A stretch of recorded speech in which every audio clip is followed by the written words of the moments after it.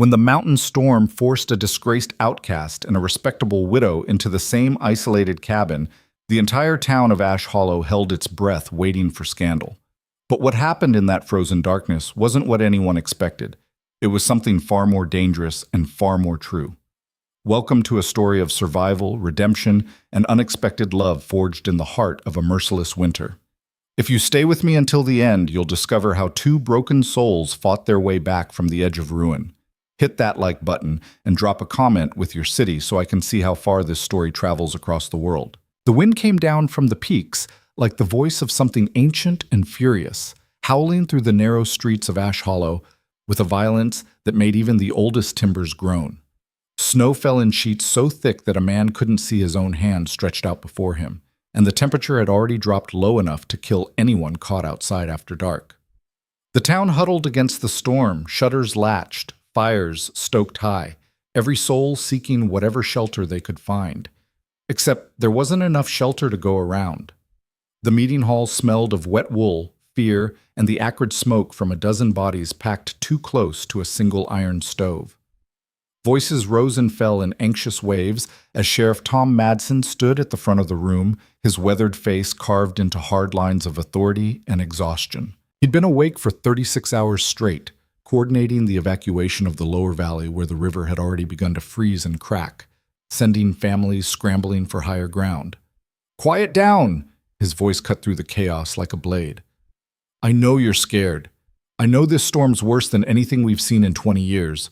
But panic won't save anybody." The crowd settled into uneasy silence, though the fear still hummed beneath it like a current. "We've got most folks settled," Madsen continued, his eyes scanning the room. "The church is full. The schoolhouse is full. Mrs. Patterson's boarding house took in 15 extra. But we've still got a problem." He paused, and in that pause, the entire room seemed to lean forward. "The old ranger cabin up on Blackstone Ridge. It's the only shelter left that's stocked and defensible, but it's a hard ride, and there's only room for two." Murmurs rippled through the crowd. Everyone knew the cabin. It was remote, set high in the pine forest where the wind cut like knives and the snow piled 10 feet deep. It had been built decades ago by the Forest Service, meant for rangers riding the high country in summer. In winter, it was a fortress of isolation. "Who needs it?" someone called out. Madsen's jaw tightened. "Silas Boone." The room went dead silent. Every head turned toward the back corner where a man stood alone, leaning against the rough-hewn wall with his arms crossed over his broad chest. Silas Boone was tall, lean, and hard as the mountains themselves, his face shadowed beneath the brim of a battered hat. He didn't flinch under the weight of all those stares. He'd grown used to them over the years, used to the way people looked at him like he was something dangerous, something broken, something that didn't belong. "You can't be serious," a woman's voice hissed from the middle of the crowd. It was Martha Hale, wife of Warren Hale, one of the wealthiest men in Ash Hollow. Her voice dripped with venom. "That man is a criminal." "That man was never convicted of anything," Madsen said evenly, though his tone carried a warning, "because there wasn't enough evidence." Warren Hale stood up, his chest puffed out with self-importance. He was a large man, soft around the middle, but loud enough to command attention. "Everyone knows what he did. The mine fire 3 years ago. 5 men died, Sheriff. 5 good men. And Silas Boone walked away without a scratch." Silas's hands tightened into fists at his sides, but he said nothing. His silence had become his armor. "That fire was investigated," Madsen said, his voice rising. "No charges were ever filed because there was no proof Silas had anything to do with it. Now, unless you've got new evidence, Warren, I suggest you sit down and let me do my job." Warren's face flushed red, but he dropped back into his seat, muttering under his breath. Madsen turned back to the crowd. "The cabin's got supplies for 2. Silas needs shelter, and so does one other person. The storm's getting worse, and we're running out of time." "Who's the other person?" someone asked. Madsen hesitated, and in that hesitation, the tension in the room ratcheted up another notch. Evelyn Harrow. If the mention of Silas's name had brought silence, the mention of Evelyn's brought something closer to shock. Heads swiveled toward the front of the room where a woman sat on one of the wooden benches, her hands folded neatly in her lap, her spine straight as an iron rod. Evelyn Harrow was 40 years old, a widow, and the school teacher of Ash Hollow. She was known for her quiet dignity, her unshakable composure, and the way she carried herself with a strength that came not from hardness, but from having survived something unbearable. Her husband, Daniel, had died 4 years ago in a logging accident, crushed beneath a falling pine on a gray autumn morning. She'd buried him with dry eyes and had never remarried, despite the whispers that a woman alone was a woman incomplete. She was respected, she was admired, but she was also untouchable, wrapped in a cocoon of grief and propriety that no one dared breach. Until now. "You're sending Mrs. Harrow up to that cabin?" Martha Hale's voice was shrill with disbelief. "Alone? With him?" Madsen's patience was wearing thin. "I'm sending 2 people who need shelter to the only shelter available. Unless you've got a better idea, Martha, I don't want to hear it." "This is outrageous." Warren Hale shot to his feet again. "You're putting a respectable woman in harm's way. What happens when what?" Madsen's voice was cold now, dangerous. "When Silas does something you've already decided he's guilty of? When he proves you right, even though he's never done a damn thing wrong in the 3 years since that fire?" Warren sputtered, but Madsen wasn't finished. "Mrs. Harrow is a grown woman who can make her own choices. If she's willing to go, then that's the end of it." All eyes turned to Evelyn. She sat perfectly still, her dark eyes calm, her expression unreadable. She wore a simple wool dress the color of charcoal, and her hair was pinned back in a neat bun at the nape of her neck. There was gray threaded through the dark brown now, and fine lines at the corners of her eyes, but she was still a beautiful woman, beautiful in the way that a storm-weathered cliff is beautiful, shaped by time and loss into something enduring. "Mrs. Harrow?" Madsen's voice softened. "I won't order you to go, but the cabin's the safest place left, and the storm's not going to wait." Evelyn rose to her feet with the same quiet grace she brought to everything. The room held its breath. "I'll go," she said simply. The whispers exploded like gunfire. "Evelyn, you can't. Think of your reputation. What will people say?" She turned to face the crowd, and something in her gaze silenced them all. It wasn't anger. It wasn't defiance. It was something steadier, something that had been forged in the furnace of grief and solitude. "I've lived through worse than a snowstorm," she said quietly, "and I've faced worse than rumors. If the sheriff says the cabin is safe, then I trust his judgment." Her eyes flicked briefly toward the back of the room where Silas stood, and for a heartbeat their gazes met. His expression didn't change, but something shifted in the air between them, a question asked and answered without words. Then she looked away, turning back to Madsen. "When do we leave?" "Within the hour," Madsen said. "I'll have horses ready." Warren Hale stood again, his face purple with rage. "This is insanity. You're condemning her to what, Warren?"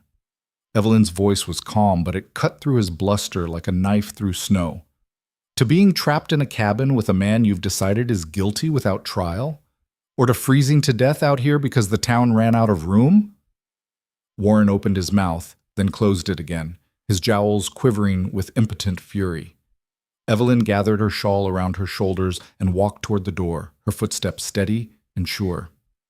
As she passed Silas, she didn't look at him, but she didn't shrink away either. She simply walked past, and in that simple act she did something no one in Ash Hollow had done in 3 years.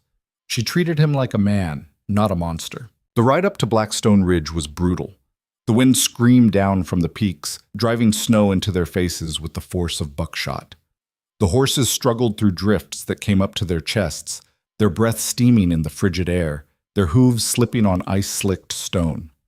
Silas led the way, his shoulders hunched against the cold, his eyes fixed on the narrow trail that wound up through the pines. Behind him, Evelyn rode in silence, her hands steady on the reins despite the way her fingers had gone numb inside her gloves. Sheriff Madsen had wanted to send a deputy with them, but there were no deputies to spare. Every able-bodied man was needed in town to help with the evacuations and to keep the fires burning in the shelters. So it was just the 2 of them, climbing higher and higher into the teeth of the storm. Silas hadn't spoken a word since they'd left the meeting hall. He'd simply saddled his horse, checked the supplies strapped to the pack horse, and mounted up without so much as a glance in Evelyn's direction. She might have taken it for rudeness if she hadn't seen the tension in his jaw, the way his eyes had gone hard and distant the moment Warren Hale had started shouting. She knew what it was like to be judged for something beyond your control. She knew what it was like to carry a weight that no one else could see. The trail grew steeper, and the trees closed in around them, their branches heavy with snow. The world narrowed to the space between one breath and the next, the crunch of hooves on frozen ground, the howl of the wind in the high branches. Time lost meaning. All that mattered was moving forward, pushing through the cold, staying alive. Finally, just as the last light was bleeding out of the sky, Silas pulled his horse to a stop. "There," he said, his voice rough from disuse. Evelyn looked up and saw it, a low, sturdy cabin set back in a clearing among the pines. Smoke rose from the stone chimney, a thin thread against the darkening sky. Someone had been there recently, keeping the place ready. Silas dismounted and led the horses to a small lean-to shelter attached to the side of the cabin. He worked quickly, unsaddling the animals, rubbing them down with handfuls of straw, covering them with thick blankets. Evelyn slid down from her horse and began unloading the supplies, her movements efficient despite the cold that had seeped into her bones. They didn't speak. There was no need. The work was simple and necessary, and they both understood that survival came first, conversation later. When the horses were settled and the supplies stacked inside, Silas finally pushed open the cabin door and stepped aside, letting Evelyn enter first. The warmth hit her like a physical thing. The fire in the hearth was burning low, but it was enough to take the edge off the cold. The cabin was small. One main room with a stone fireplace, a rough wooden table, 2 chairs, and a narrow bed built into the far wall. Shelves lined the walls, stocked with canned goods, dried beans, flour, salt, coffee. A rifle hung above the door, and a stack of firewood was piled neatly in the corner. It was simple, Spartan. But it was warm, and it was safe, and that was all that mattered. Evelyn set down her bag and pulled off her gloves, flexing her stiff fingers. Silas moved past her without a word, kneeling by the hearth to add more wood to the fire. The flames leapt higher, casting flickering shadows across the rough-hewn walls. "There's only one bed," he said quietly, not looking at her. "I noticed. I'll sleep on the floor." "That's not necessary." He glanced at her then, his dark eyes unreadable. "It is." Evelyn met his gaze steadily. "We're both adults, Mr. Boone, and we're both going to need rest if we're going to survive this storm. The bed is wide enough for 2 if we're sensible about it." His jaw tightened, but he didn't argue. He simply turned back to the fire, feeding it another log. Evelyn moved to the table and began unpacking the supplies, organizing them on the shelves with the same methodical care she brought to everything. Flour here, beans there, coffee in the tin on the top shelf. She worked in silence, aware of Silas's presence across the room, aware of the weight of what had just happened in town, aware of the way the wind rattled the shutters like something trying to get in. Finally, when the fire was roaring and the cabin was as warm as it was going to get, Silas straightened and turned to face her. "Why did you agree to come?" he asked. The question hung in the air between them, stark and honest. Evelyn paused, her hand stilling on a sack of cornmeal. She looked at him, really looked at him, for the first time since they'd met. He was younger than she'd expected, maybe 35, with a lean, weathered face and eyes that carried the kind of shadows that came from years of being mistrusted. He wore his loneliness like a cloak, heavy and familiar. "Because I didn't have a choice," she said simply, "and because I'm not afraid of you." Something flickered in his eyes, surprise maybe, or something deeper. "You should be." "Why? Because Warren Hale says so? Because the town's decided you're guilty without proof?" "Because they might be right." The words were barely more than a whisper, but they hit her like a blow. Evelyn turned to face him fully, her expression calm but intent. "Were you responsible for that fire?" He held her gaze for a long moment, and she saw the war happening behind his eyes, the part of him that wanted to tell her to mind her own business, and the part of him that was desperate for someone, anyone, to believe him.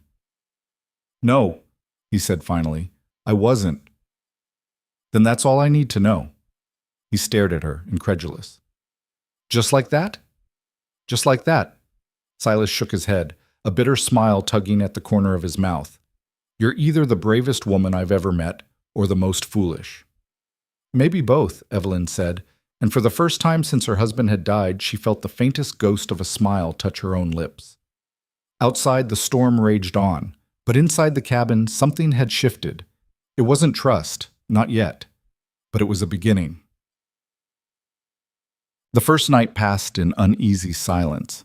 Evelyn took the side of the bed closest to the wall, and Silas lay on the far edge with his back to her, so tense she could see the rigid line of his shoulders even in the dim firelight. Neither of them slept much. The wind howled like a living thing, and the cabin creaked and groaned under the weight of the snow piling up on the roof. When dawn finally broke, pale and gray through the frosted windows, Silas was already up, stoking the fire and boiling water for coffee. Evelyn rose without comment, braided her hair with quick, efficient movements, and set about making breakfast from the supplies they'd brought. Cornmeal mush, fried salt pork, hard biscuits softened in the pan drippings. It was simple fare, but it was hot and filling, and they ate without speaking, each lost in their own thoughts. The storm showed no signs of letting up. By midday, the snow was falling so thick that the trees outside the window were nothing but pale ghosts. Silas went out twice to check on the horses and to bring in more firewood from the lean-to. Each time he came back, he was covered in snow, his face raw and red from the cold. Evelyn heated water and made him drink hot coffee laced with a little whiskey from a flask she'd tucked into her bag. "Medicinal," she said when he raised an eyebrow. "If you say so, ma'am." "Evelyn," she corrected, "if we're going to be stuck here together, you might as well use my name." He nodded slowly. "Silas." "I know." The corner of his mouth twitched. "I suppose everyone knows." "They know what they've been told," Evelyn said. "That doesn't mean they know the truth."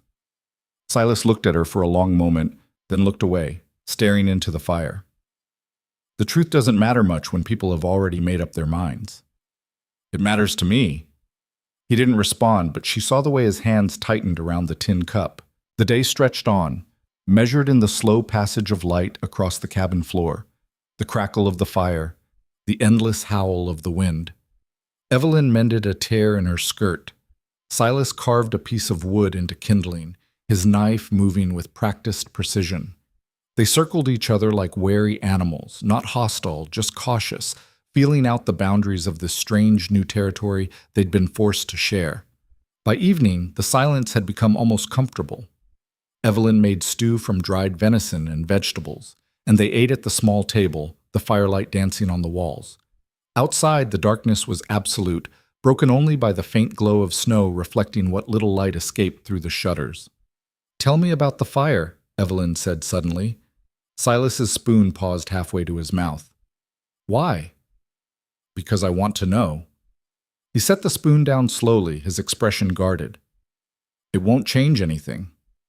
"Maybe not, but I'd still like to hear it." He was quiet for so long she thought he wouldn't answer. Then finally, he spoke. "I was working the night shift at the Copperhead mine. It was late, past midnight. I was checking the support beams in the lower tunnels when I smelled smoke." His voice was flat, emotionless, like he was reciting something he'd said 100 times before. "I raised the alarm, tried to get the men out, but the fire spread too fast. The timbers were old, dry.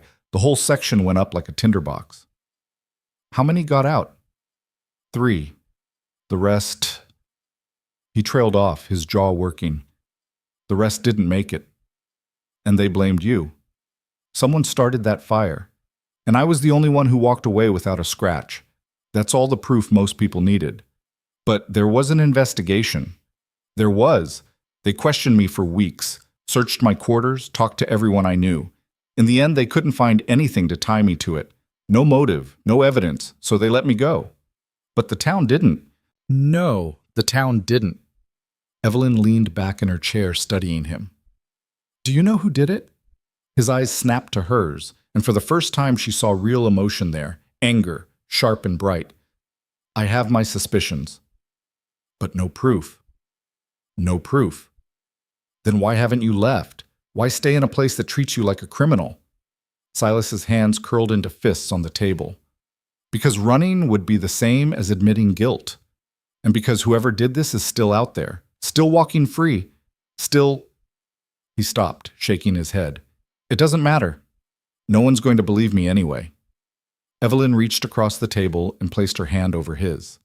The touch was brief, barely more than a brush of fingers, but it was enough to make him go still. I believe you, she said quietly. He looked at her like she'd just spoken a language he didn't understand. You don't even know me. I know enough. How? Because I've spent the last 4 years being told who I am by people who don't know the first thing about grief, she said, her voice steady but edged with steel. I know what it's like to be judged, to be pitied, to be treated like you're broken beyond repair. Silas pulled his hand back, but gently, not in anger. Your husband? Yes. I heard about the accident. I'm sorry. So is everyone else. There was no bitterness in her voice, just a weary acceptance. They're very sorry, and very sure they know exactly what I need. A new husband, usually, or at least a companion, because a woman alone is a tragedy waiting to happen. And is she? Evelyn smiled, but it didn't reach her eyes. I suppose that depends on the woman. They sat in silence for a while, the fire crackling between them. Outside, the storm continued its relentless assault, but inside the warmth held. Thank you, Silas said finally. For what? For not treating me like I'm dangerous. Ooh, Evelyn met his gaze, her dark eyes clear and unflinching. Maybe you are dangerous. Maybe we both are. But that doesn't mean we're monsters. He nodded slowly, and something in his expression eased, just a fraction. That night, when they lay down to sleep, the tension between them had shifted into something else, something quieter, steadier. Not trust, not yet, but the possibility of it. The second day was worse. The storm howled with renewed fury, and the temperature dropped so low that frost formed on the inside of the windows. Silas went out to check the horses and came back half frozen, his hands shaking so badly he could barely hold the cup of coffee Evelyn pressed into them. We're running low on firewood, he said through chattering teeth. How low? 2 days, maybe 3 if we're careful. Evelyn's heart sank, but she kept her voice calm. Then we'll be careful. They rationed the wood, keeping the fire just high enough to ward off the worst of the cold. They wrapped themselves in blankets and sat close to the hearth, conserving body heat. The cabin was no longer warm. It was merely survivable. By afternoon, Silas was coughing. It started as a small thing, a tickle in the back of his throat. But by evening, it had deepened into a harsh, rattling sound that made Evelyn's stomach twist with worry. You're getting sick, she said, pressing the back of her hand to his forehead. He was burning up. I'm fine. You're not fine, you're running a fever. It's just a chill. It's pneumonia if we're not careful. She pulled another blanket around his shoulders and made him drink hot broth laced with herbs from her bag. Sage, thyme, a little horehound for the cough. He protested weakly, but she was relentless, and eventually he gave in, too exhausted to argue. That night, his fever spiked. He thrashed in the bed, muttering incoherently, his skin slick with sweat despite the cold. Evelyn stayed awake, bathing his face with cool water, forcing him to drink, keeping the fire stoked just enough to keep the worst of the chill at bay. She didn't sleep. She didn't dare. Somewhere in the dark hours before dawn, he opened his eyes and looked at her, lucid for the first time in hours. Why are you doing this? He whispered. Because it's what you do, she said simply. I'm nobody to you. You're a person. That's enough. His hand found hers in the darkness, his grip weak but steady. If I don't make it, you're going to make it. If I don't, tell the sheriff to look at Warren Hale. He had the most to gain from that fire. The mine's insurance paid out a fortune, and he was the one pushing for new safety regulations that would have cost the owners thousands. When the fire happened, the owners sold cheap, and Hale bought in. He's been profiting off those deaths ever since. Evelyn's blood ran cold. Do you have proof?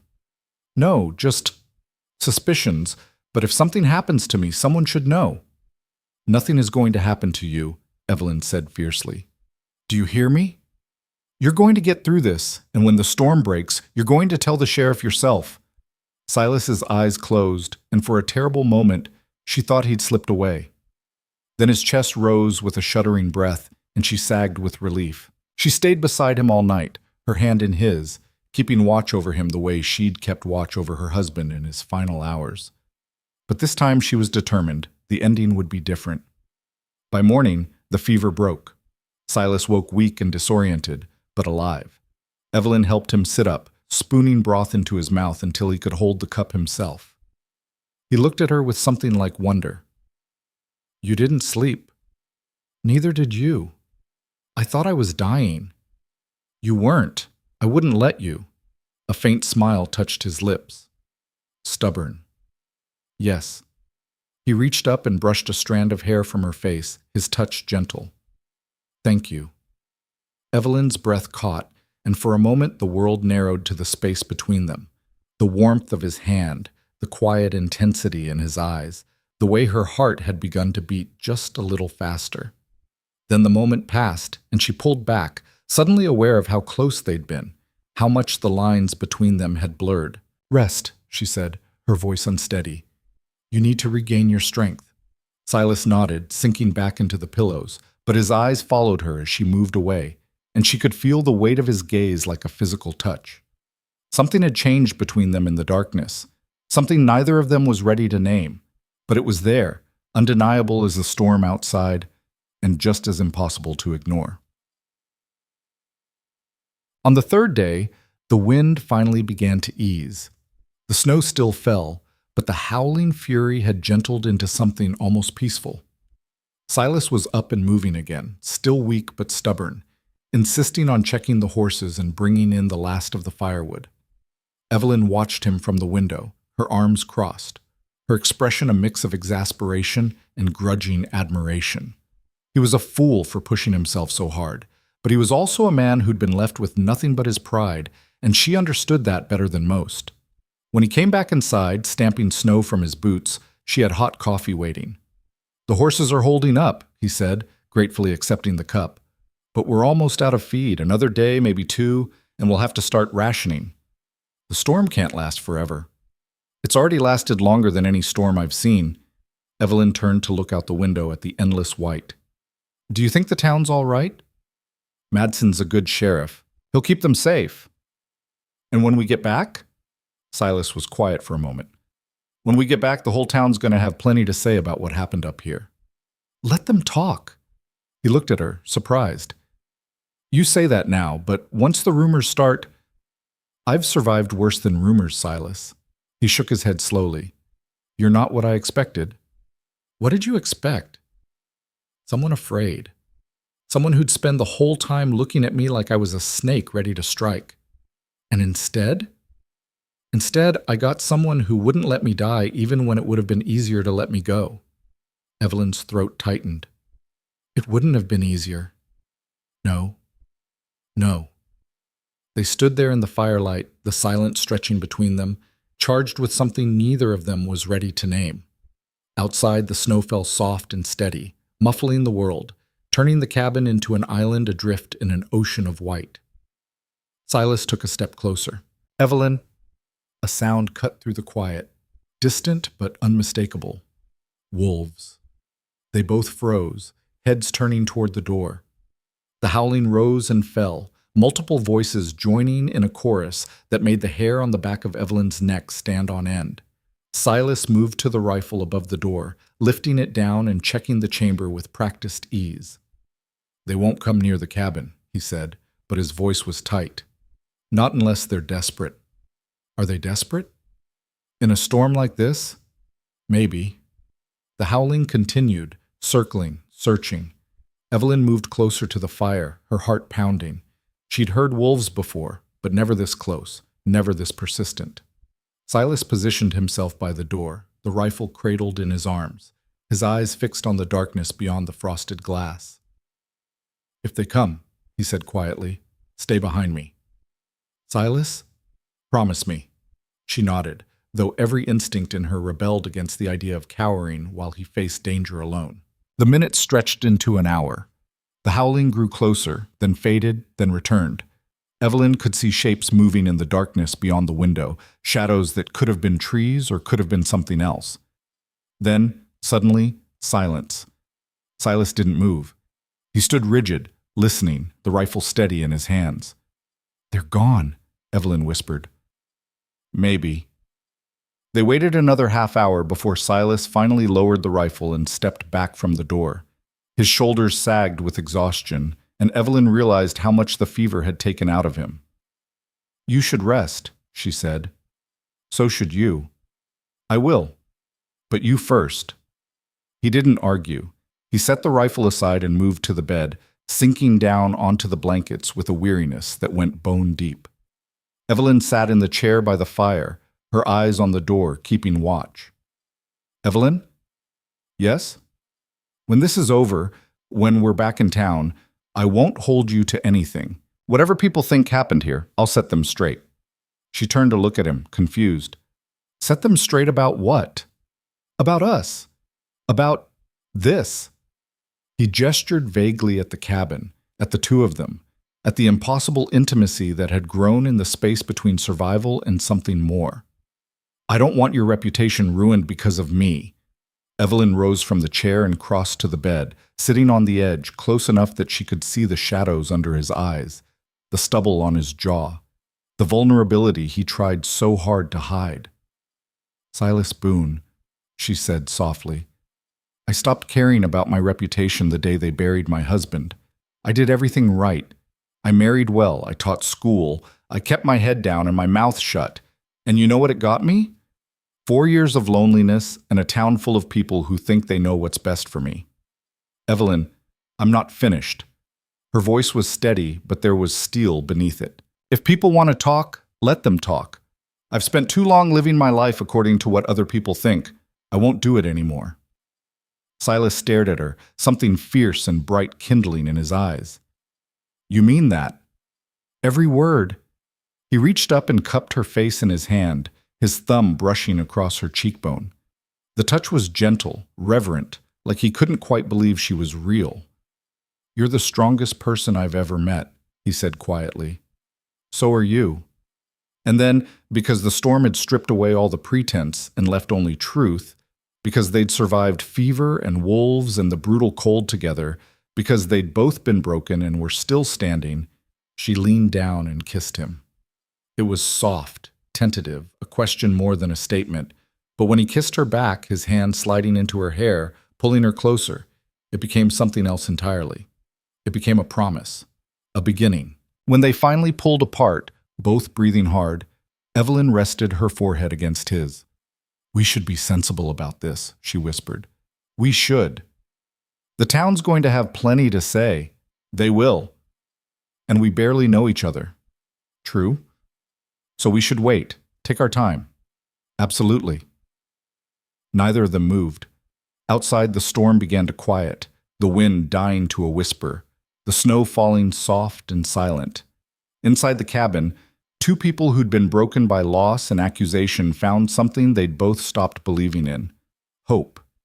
And maybe, just maybe, the beginning of love. The kiss changed everything and nothing all at once. When morning came, they moved around each other with a new awareness, careful not to crowd, but no longer maintaining the rigid distance of strangers.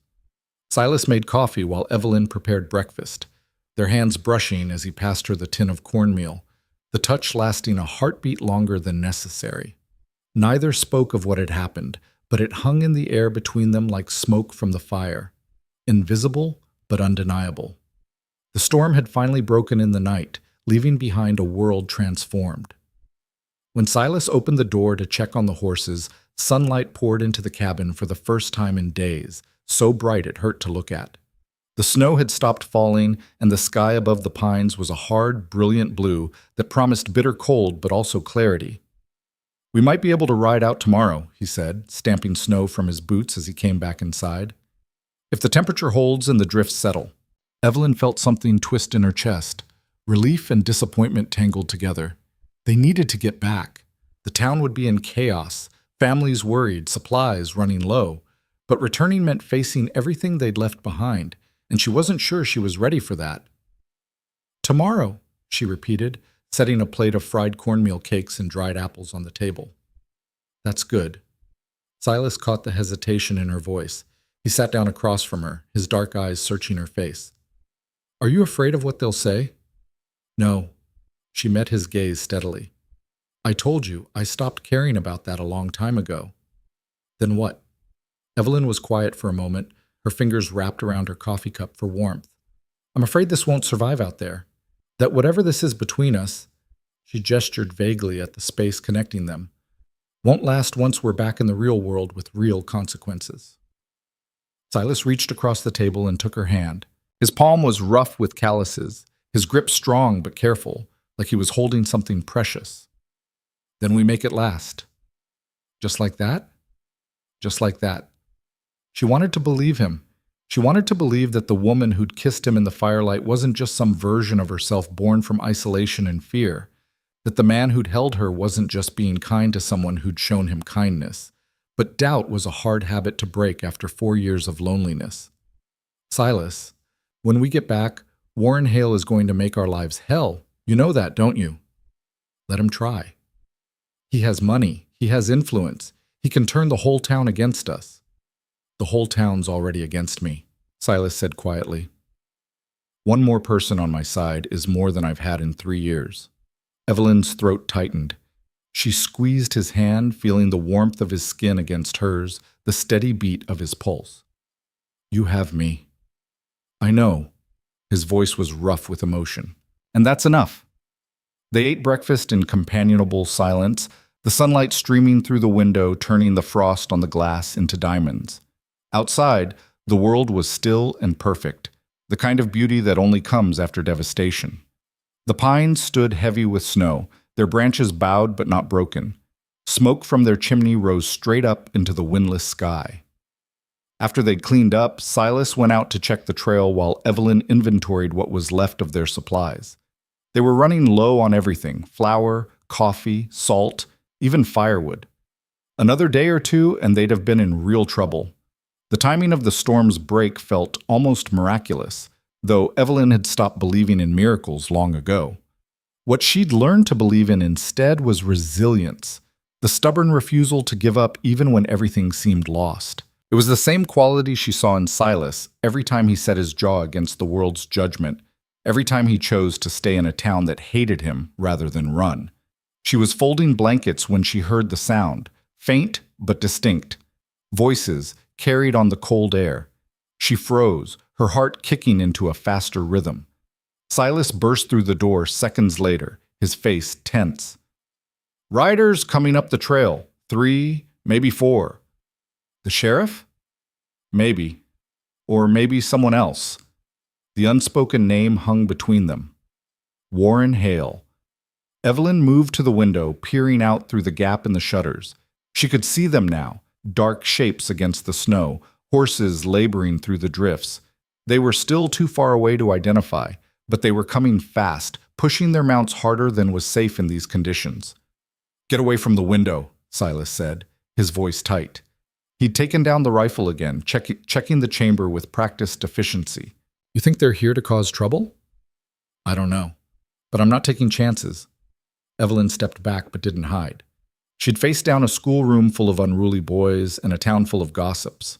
She wasn't about to cower now.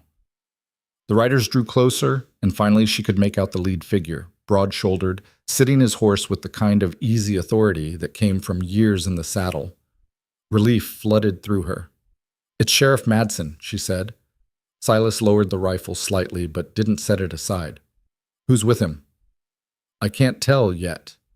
They waited, tense and silent, as the horses clattered into the clearing. Madsen dismounted first, followed by 2 deputies Evelyn recognized, young men, barely out of their 20s, who'd grown up in Ash Hollow. The 4th rider was a woman, and when she pulled back her hood, Evelyn gasped. Clara? Clara Bennett had been Evelyn's closest friend before Daniel died, a bright, sharp-tongued woman who ran the town's general store with her husband. But in the years since the funeral, their friendship had cooled, not from any argument, but from the simple fact that grief had made Evelyn impossible to reach. She'd pushed everyone away, and eventually they'd stopped trying. Now Clara was sliding down from her horse, her face pinched with cold and worry, and Evelyn felt a sudden, overwhelming rush of shame. Silas opened the door, the rifle still in his hands but pointed at the ground. Sheriff? Boone. Madsen's voice was gruff but not unkind. Good to see you both alive. We weren't sure what we'd find up here. The cabin held, Silas said. We made it through. I can see that. Madsen's eyes flicked between them, taking in the single room, the rumpled bed, the domestic scene of breakfast dishes still on the table. His expression remained carefully neutral. Mind if we come in? It's colder than a widow's heart out here. Silas stepped aside and the group filed into the cabin, stamping snow and shaking out their heavy coats. Clara went straight to Evelyn, pulling her into a fierce hug that drove the breath from her lungs.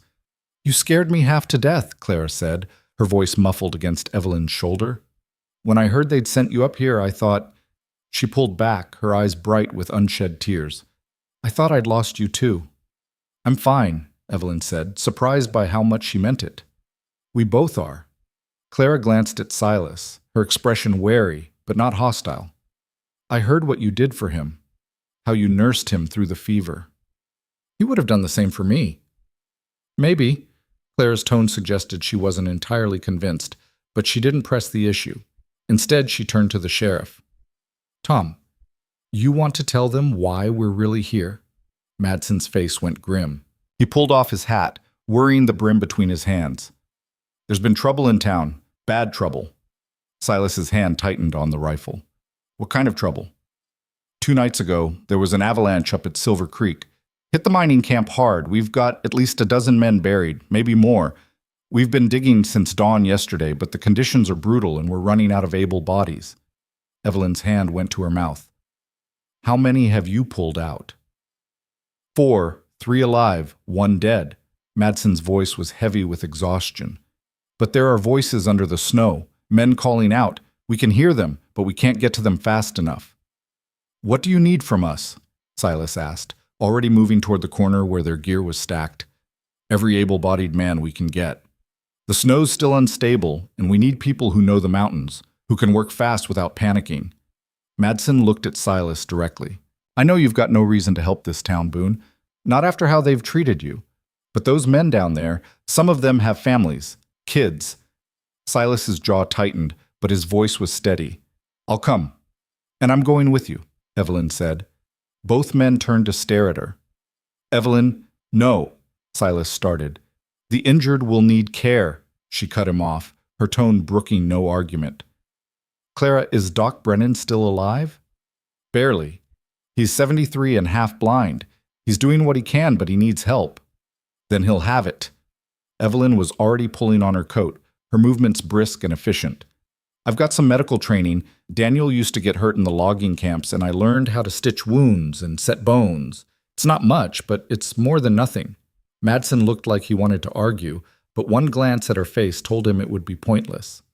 All right, but you stay at the aid station. I don't want you anywhere near the avalanche site. Agreed.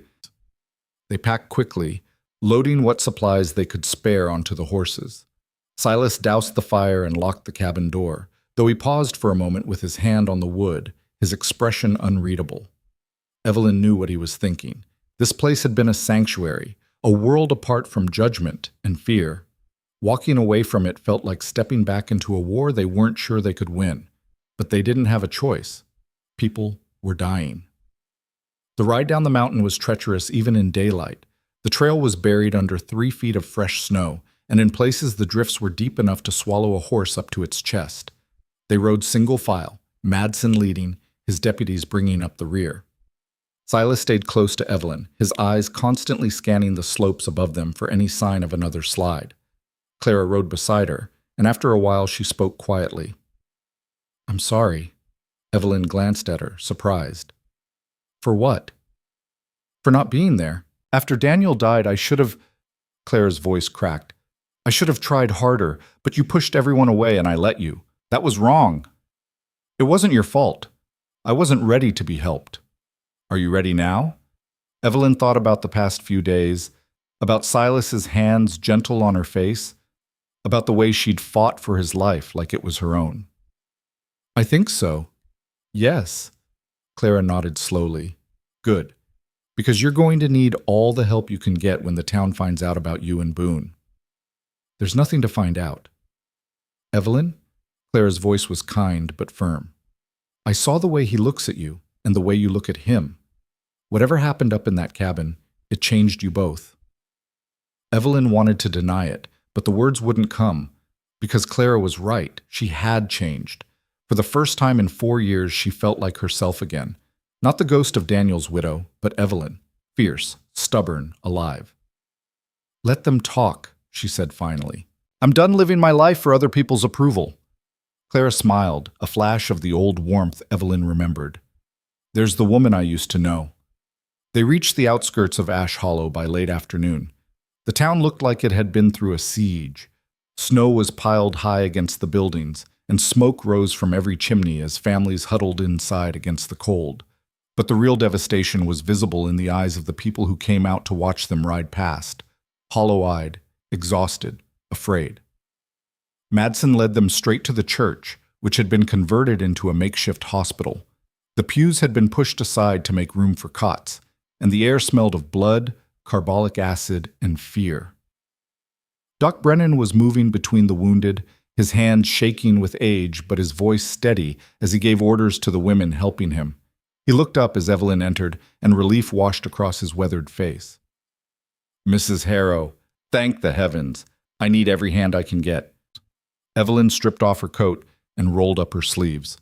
"Tell me where to start." The next hours blurred into a nightmare of blood and pain.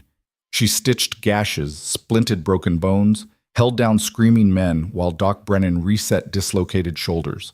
Her hands were steady, her voice calm, even as her heart broke for every man who cried out for his wife, his mother, his children. Silas had gone straight to the avalanche site with Madsen and the deputies. Evelyn tried not to think about him out there in the darkness, digging through tons of unstable snow, risking his life for people who'd never shown him a moment's kindness. But that was who he was, she realized. A man who did what was right, even when the world refused to see it. It was near midnight when Clara appeared at her elbow with a cup of coffee. "You need to rest." "I'm fine." "You're swaying on your feet." Evelyn looked down and realized Clara was right. Her hands were trembling, and dark spots danced at the edges of her vision. She let Clara guide her to a chair in the corner and pressed the hot coffee into her hands. "How many did they get out?" she asked. 8 more. 5 alive." Clara's face was drawn. "But there are still voices under the snow. They're working through the night." "And Silas?" "He's been down in the worst of it since he arrived. Madsen says he's the best digger they have, knows exactly where to cut and where to shore up the tunnels so they don't collapse." Pride and fear warred in Evelyn's chest. "He's going to get himself killed." "Maybe. Or maybe he's finally going to show this town what he's really made of." Evelyn closed her eyes, exhaustion crashing over her like a wave. She must have dozed off, because the next thing she knew, someone was shaking her shoulder gently. She opened her eyes to find Doc Brennan standing over her, his expression grave. "What is it?" she asked, instantly alert. "They just brought in another one. He's in bad shape, crushed ribs, possible internal bleeding. I need you to assist." Evelyn was on her feet in an instant, following the doctor to a cot in the far corner where a man lay gasping for breath.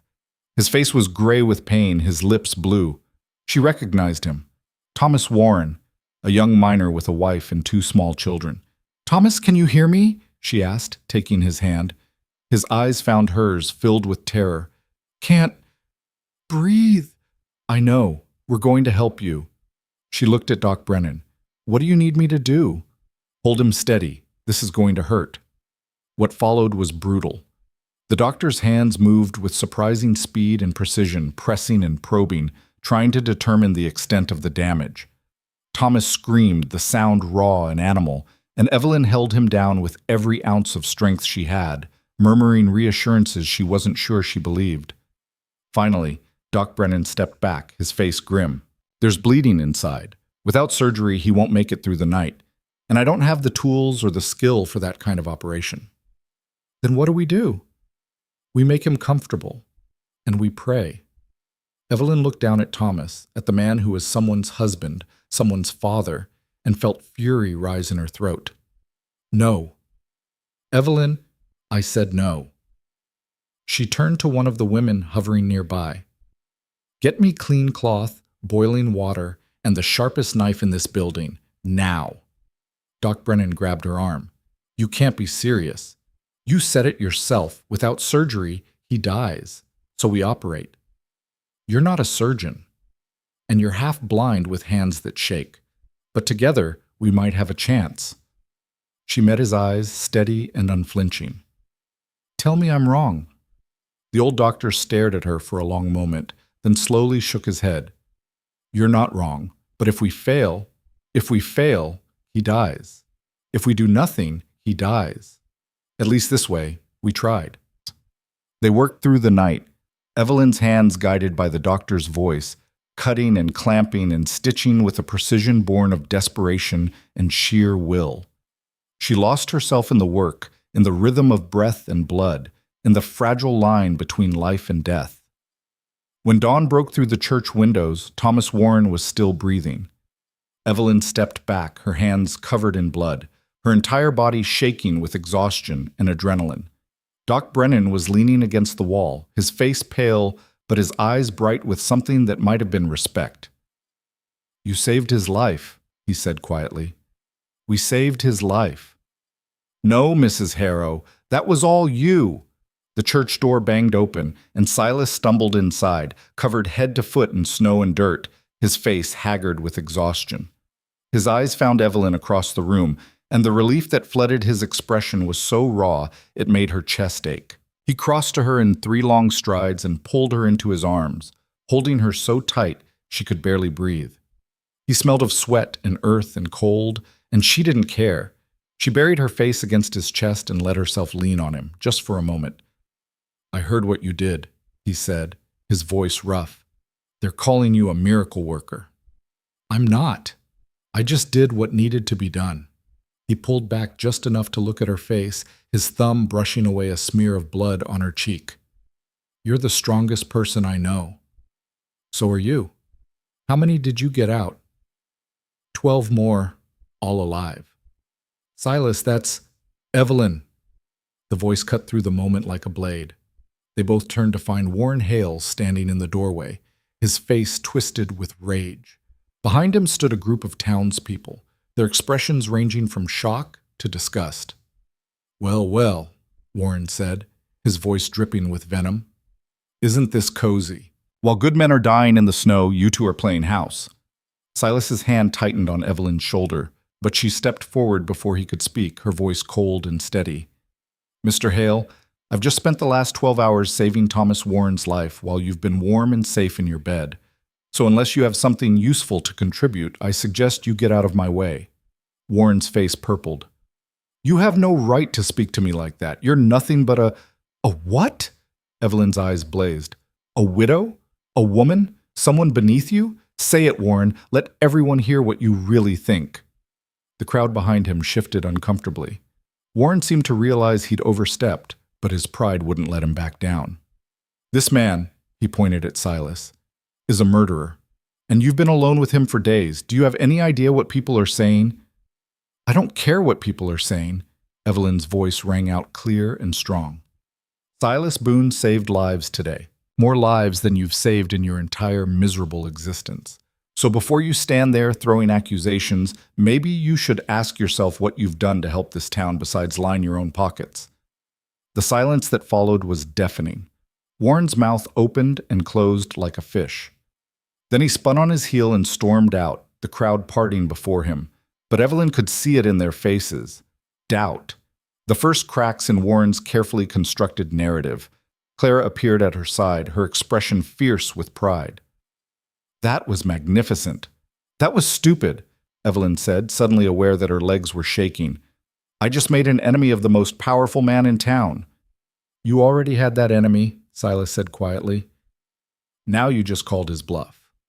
Doc Brennan shuffled over, a smile playing at the corners of his mouth. Mrs. Harrow, in all my years, I've never seen anyone put Warren Hale in his place like that. It was a thing of beauty. It was reckless.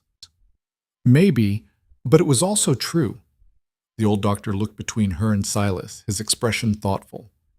You two have been through something up in that cabin, something that changed you. I can see it, and I'll wager half this town can see it too. Doc, I'm not judging. I'm just saying, whatever comes next, you're going to need each other. Because Warren Hale doesn't forgive, and he doesn't forget. The doctor was right. As the days that followed would prove, they'd just declared war on a man who had everything to lose. And Warren Hale, desperate and cornered, was about to become more dangerous than either of them could have imagined. But standing there in the early morning light, covered in blood and exhaustion and the warmth of each other's presence, they were ready to face whatever came next, together. The rescue efforts continued for 3 more days, and in that time, Silas Boone became something the town of Ash Hollow had never allowed him to be before. A hero.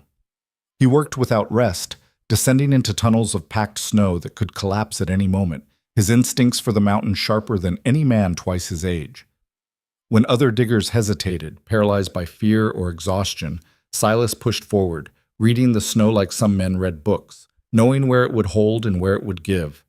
He pulled out miners who'd given up hope, carrying grown men on his back through passages so narrow he had to crawl on his belly, talking to them the whole time in that low, steady voice that somehow convinced them they were going to make it out alive. And they did. By the end of the 3rd day, 19 men had been brought out of the avalanche. 15 were still breathing, 4 were not. But it could have been so much worse, and everyone knew it. Evelyn worked just as tirelessly at the church, her hands becoming instruments of mercy as she stitched and bandaged and soothed. Thomas Warren had survived the night, then the next day, then the day after that, defying every prediction. His wife had come to thank Evelyn, weeping so hard she could barely speak.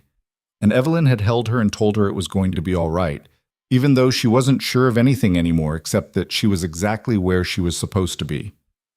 On the 4th morning, when the last of the buried men had been accounted for and the rescue efforts finally ceased, Sheriff Madsen called a town meeting. The church was packed, standing room only, every face marked by exhaustion and grief and a strange, fragile hope that maybe, just maybe, the worst was behind them. Madsen stood at the front, his weathered face grave, but his voice strong. We've lost good men, fathers and sons and brothers, and there's no words I can say that'll make that hurt any less. But we've also seen this town come together in ways I never thought possible. We've seen neighbors helping neighbors. We've seen courage when it counted most. He paused, his eyes scanning the crowd until they found Silas, who stood in the back corner as he always did, trying to be invisible. And we've seen a man who this town treated like dirt turn around and risk his life, over and over again, to save people who never showed him a moment's kindness. Silas Boone pulled more men out of that snow than any 3 diggers combined. He saved lives. And I'll be damned if I'm going to let anyone in this room forget it. A murmur rippled through the crowd. Some faces showed shame, others discomfort, a few outright hostility. But no one could deny the truth of Madsen's words. I'm recommending to the town council that Silas be officially recognized for his service. And furthermore, I'm reopening the investigation into the Copperhead mine fire, because I've had 3 years to think about it, and there's details that never sat right with me. Details I should have pressed harder on back then. Warren Hale shot to his feet, his face flushed. This is ridiculous. You're going to dig up old tragedy just because Boone managed to look like a hero for a few days? The case was closed, Sheriff. There's no evidence. There's always been evidence, Warren, Madsen cut him off, his voice hard. The question is whether anyone was willing to look at it, and I'm saying now, officially, that I am. On whose authority? Warren's voice climbed higher, edged with something that might have been panic. On mine. Last I checked, I'm still the law in this town. Madsen's eyes narrowed. Unless you've got some objection to justice being served. I've got an objection to witch hunts and character assassination. Warren was practically shouting now. That fire was investigated thoroughly. 5 men died because of faulty equipment and human error. Not because of some conspiracy you're inventing to make Boone look good. Then you've got nothing to worry about. Madsen's voice was cold as the snow outside. Because if it was just faulty equipment and human error, that's what the investigation will show. But if it was something else, if someone profited from that tragedy, if someone saw an opportunity in those deaths, then I intend to find out who. The room erupted. Voices rose in argument and accusation, people shouting over each other, the fragile unity of the rescue efforts fracturing under the weight of old suspicions and new questions. Evelyn watched it all from her place near the front, her heart pounding. and caught the moment when Warren's eyes found hers across the chaos. The hatred in his gaze was pure and cold and absolute. She'd humiliated him in front of the town, challenged his authority, and now Madsen was threatening to unravel whatever secrets he'd been hiding. Warren Hale had spent years building his power, his reputation, his fortune, and in the space of a few days, a disgraced outcast and a widow had shaken the foundations of everything he'd built. Men like Warren didn't forgive that kind of insult. They destroyed it. Clara appeared at Evelyn's elbow, her voice low and urgent. "You need to be careful. Warren looks like he's ready to kill someone." "Let him look. Evelyn, I'm serious. That man is dangerous when he's cornered." "Then he shouldn't have built his life on lies." Clara grabbed her arm. "Listen to me. I've known Warren Hale my whole life. He's ruthless and he's connected. And if he thinks you're a threat, he will come after you with everything he has. Your reputation, your job, your home. He'll take it all if he can." "He can try." Evelyn pulled her arm free gently but firmly. "I'm done being afraid, Clara. I'm done letting men like Warren decide how I live my life." "Even if it costs you everything?" Evelyn looked across the room to where Silas stood, watching the chaos with that same careful stillness he always wore, like he was used to being the center of storms he didn't create. Their eyes met, and something passed between them. A promise, an understanding, a choice made without words. "Not everything," Evelyn said quietly. "Not the things that matter." The meeting dissolved into smaller arguments that spilled out into the street.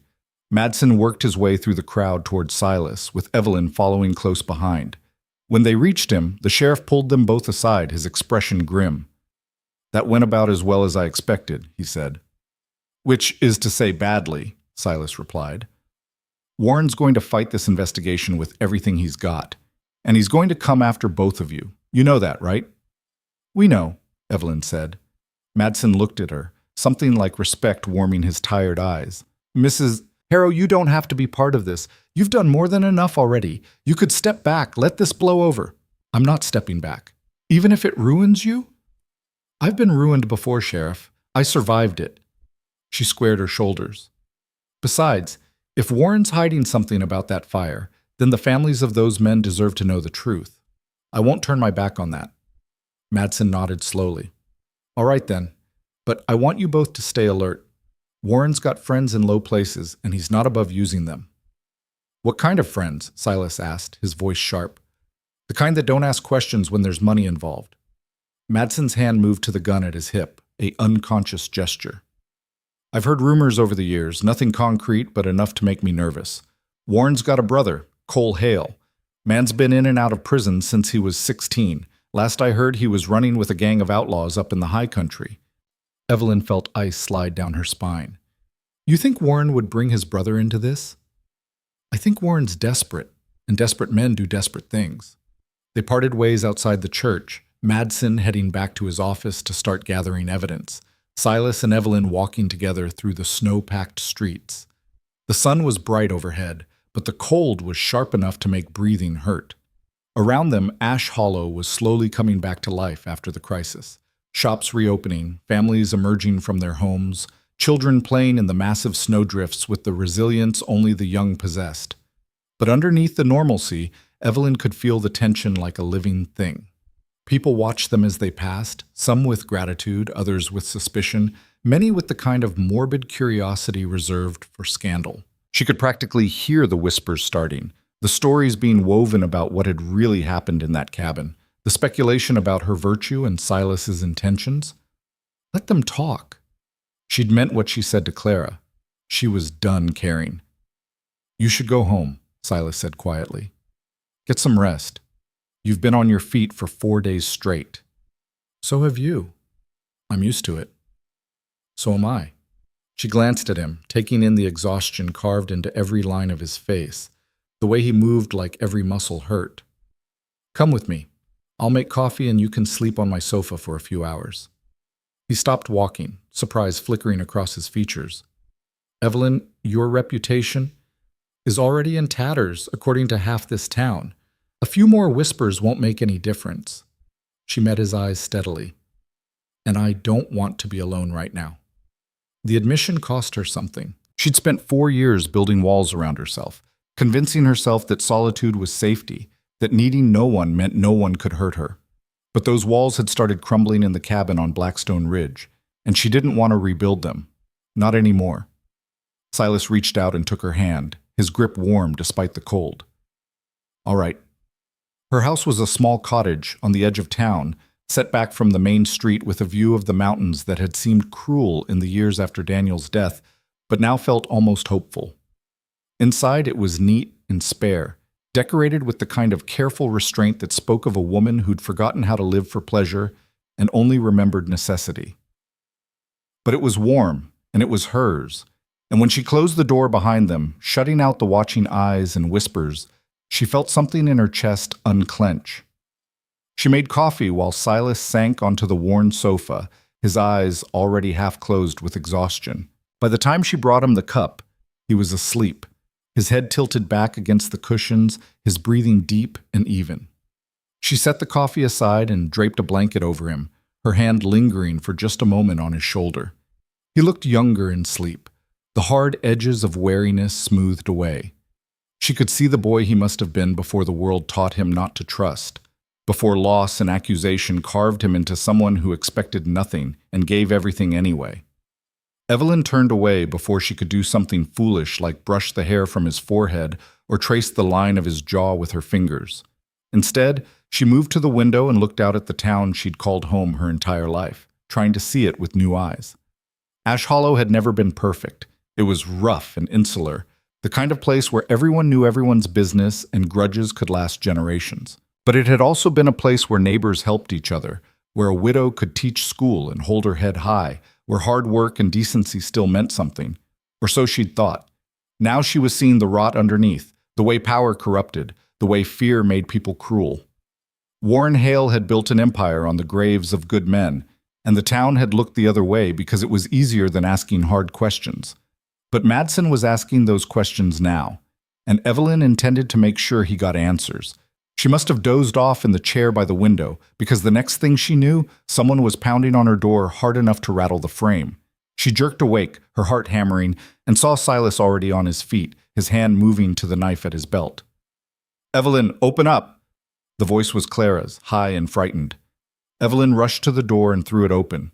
Clara stood on the porch, her face white as the snow, her breath coming in gasps. "What is it? What's wrong?" "It's Doc Brennan," Clara said. "Someone broke into his office last night, tore the place apart. And all his records from the mine fire investigation, they're gone." The words hit like a physical blow.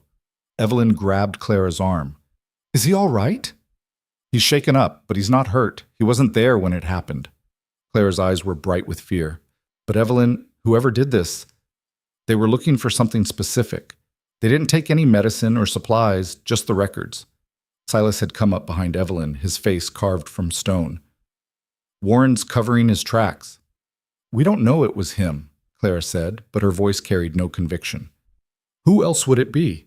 Silas's voice was hard. "Madsen announces he's reopening the investigation, and 12 hours later the evidence disappears? That's not a coincidence." "Did anyone see anything?" Evelyn asked. Clara shook her head. "Doc didn't even know about it until this morning. He went to his office to get some supplies and found the door kicked in and everything scattered. Where's Madsen?" "At the office, trying to figure out what was taken. He wants to see both of you." They grabbed their coats and followed Clara through the streets, moving fast through the morning crowd. The sheriff's office was a small building near the center of town, and when they arrived, they found Madsen sitting at his desk, his face thunderous. "Tell me you've got something," Silas said without preamble. "Not much." Madsen gestured to a stack of papers on his desk. "These are what I'd already pulled from the original investigation files.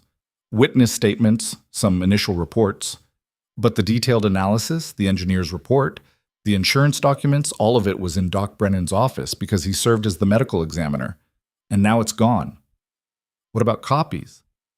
"The only copies were at the mining company's headquarters, which burned down 6 months after the fire in what was ruled an accidental blaze." Madsen's jaw worked. "Convenient, wouldn't you say?" Evelyn sank into a chair, her mind racing. "So all the evidence is gone?" Not all of it. Madsen pulled out a folder, handling it like it was made of glass. I've got witness statements, including one from a miner named Jack Redding who claimed he saw someone tampering with the support beams in the lower tunnel 2 days before the fire. He said he reported it to the foreman, but nothing was done. Where's Redding now? Silas asked. Dead. Died in a bar fight 8 months after the fire. The man who killed him got off on self-defense. Let me guess, Evelyn said, her voice tight. The man who killed him had connections to Warren Hale. Madsen's silence was answer enough. Silas slammed his fist on the desk, making the papers jump. He's been cleaning up loose ends for 3 years. Everyone who knew anything, everyone who asked questions, they're all dead or disappeared or too scared to talk. Not everyone. Madsen opened the folder and pulled out a single sheet of paper. There was one other miner who gave a statement. A man named Peter Yates. He was working the tunnel next to the one that caught fire. He saw things, heard things. But he left town before the investigation concluded, said he was going to work the goldfields in California. You think he's still alive? I think if he is, he's the only witness we have left. Madsen looked at Silas. Which means Warren's going to want him dead the moment he finds out we're looking. Then we find him first, Evelyn said. Both men turned to stare at her. Evelyn, this isn't... Silas started. Don't tell me this isn't my fight. Her voice was steel wrapped in silk. Warren made it my fight the moment he decided to use me as a weapon against you. And if there's a man out there who can prove your innocence, then we're going to find him. Madsen rubbed his face, exhaustion and frustration warring in his expression. Even if we find Yates, it could take weeks to track him down. And in the meantime, Warren's going to be doing everything he can to discredit both of you, to make sure no one believes a word you say when the truth comes out. Then we need to move fast, Silas said, and we need to be ready for whatever Warren throws at us. A knock at the door interrupted them. One of Madsen's young deputies stuck his head in, his face pale. Sheriff, you need to come quick. There's been an incident at the Bennett store. Clara's hand flew to her mouth. My store? What kind of incident? The deputy wouldn't meet her eyes. Someone threw a rock through your window. There's a note attached.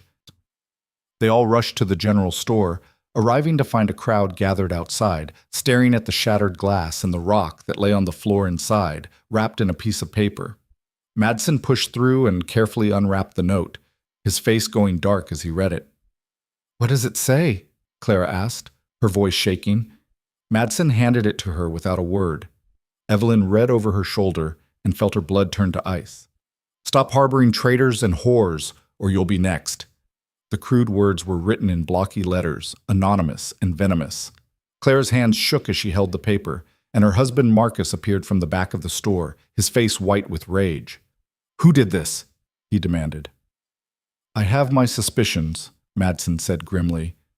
But without proof. It was Warren Hale. Evelyn's voice cut through the murmurs of the crowd. Or someone working for him. This is a message. He's letting us know he can hurt anyone who stands with us. You don't know that, someone in the crowd said. Evelyn whirled to face them. Don't I? My closest friend's store gets vandalized the day after I stand up to Warren at the town meeting. You think that's a coincidence? Maybe if you hadn't been so quick to defend a murderer. The voice came from the back, anonymous and cruel.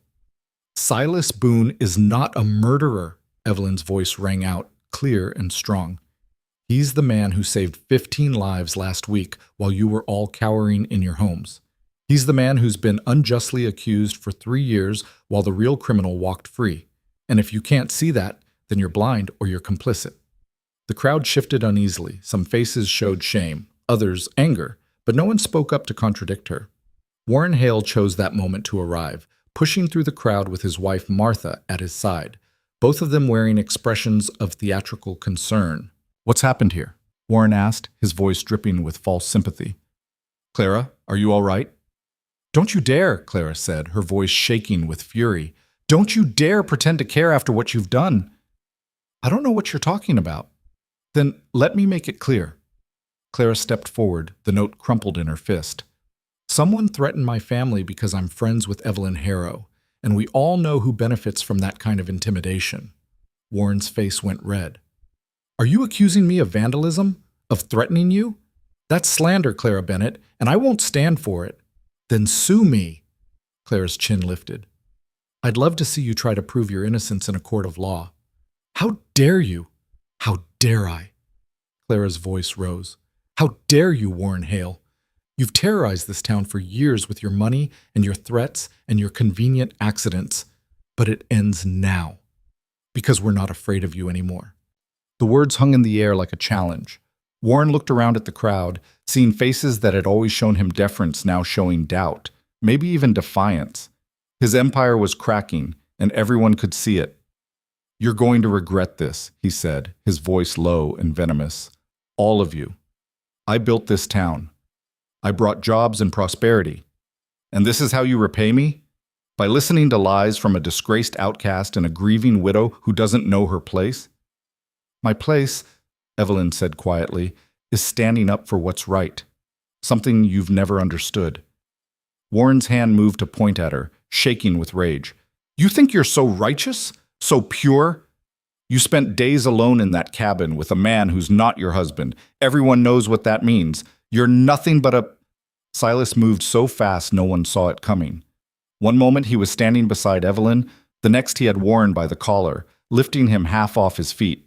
Finish that sentence, Silas said, his voice deadly calm, and I'll finish you. Silas, don't. Evelyn's hand on his arm was light but firm. He's not worth it. For a long moment, Silas held Warren suspended, his eyes burning with a fury that made strong men step back. Then, slowly, he lowered Warren back to the ground and released him with a shove that sent the bigger man stumbling. You want to come after me, Warren? Silas said. Fine. I've lived with your hatred for 3 years, but you touch her, you threaten her friends, you try to destroy her reputation, and I swear on everything I hold sacred, I will make you pay. Warren straightened his coat, his face purple with humiliation. That's a threat, Boone. You all heard it. He threatened me. I heard a man defending a lady's honor, Madsen said. Nothing criminal about that, unlike, say, vandalism and intimidation. Warren spun on the sheriff. You have no proof I had anything to do with this. Not yet, but I'm working on it. Madsen's smile was cold. And Warren, I'd be real careful about making any more threats. Because the next time something happens to anyone connected to this investigation, I'm coming for you, with or without proof. Warren opened his mouth, then closed it again. He shot one last venomous look at Evelyn and Silas, then turned and stalked away, his wife scurrying after him. The crowd began to disperse, murmuring amongst themselves. Some looked troubled, others thoughtful. The seeds of doubt had been planted, and Evelyn knew they would grow. But they'd also made an enemy more dangerous than ever. Warren Hale had been publicly humiliated, his power challenged, his secrets threatened. And cornered animals, Evelyn knew, were the most dangerous of all. Madsen pulled Silas and Evelyn aside, his voice low. You both need to be careful. Warren's going to strike back, and it's going to be soon. Keep your eyes open, don't go anywhere alone, and for the love of all that's holy, watch your backs. We will, Silas promised. But even as he said it, Evelyn felt a chill run down her spine. The storm they'd survived on the mountain had been brutal but honest, nature testing them without malice. What was coming now would be something far more sinister, the calculated cruelty of men who'd built their fortunes on blood and lies. And this time, she wasn't sure survival would be enough. This time, they were going to have to fight. The attack came 3 nights later, when the moon was nothing but a sliver of silver in a sky thick with clouds. Evelyn had insisted on staying at her cottage despite Silas's protests, despite Madsen's warnings, despite the looks she'd been getting all over town, half sympathy, half scandal. She'd lived through worse than whispers, she told herself, and she refused to be driven from her own home by a coward like Warren Hale. But Silas had refused to leave her unprotected. He'd taken up residence in her small barn, bedding down in the hayloft with his rifle and a clear view of both the front and back doors of the cottage. It was improper, it fed the gossip, and Evelyn didn't care one bit. The man had saved her life in more ways than one.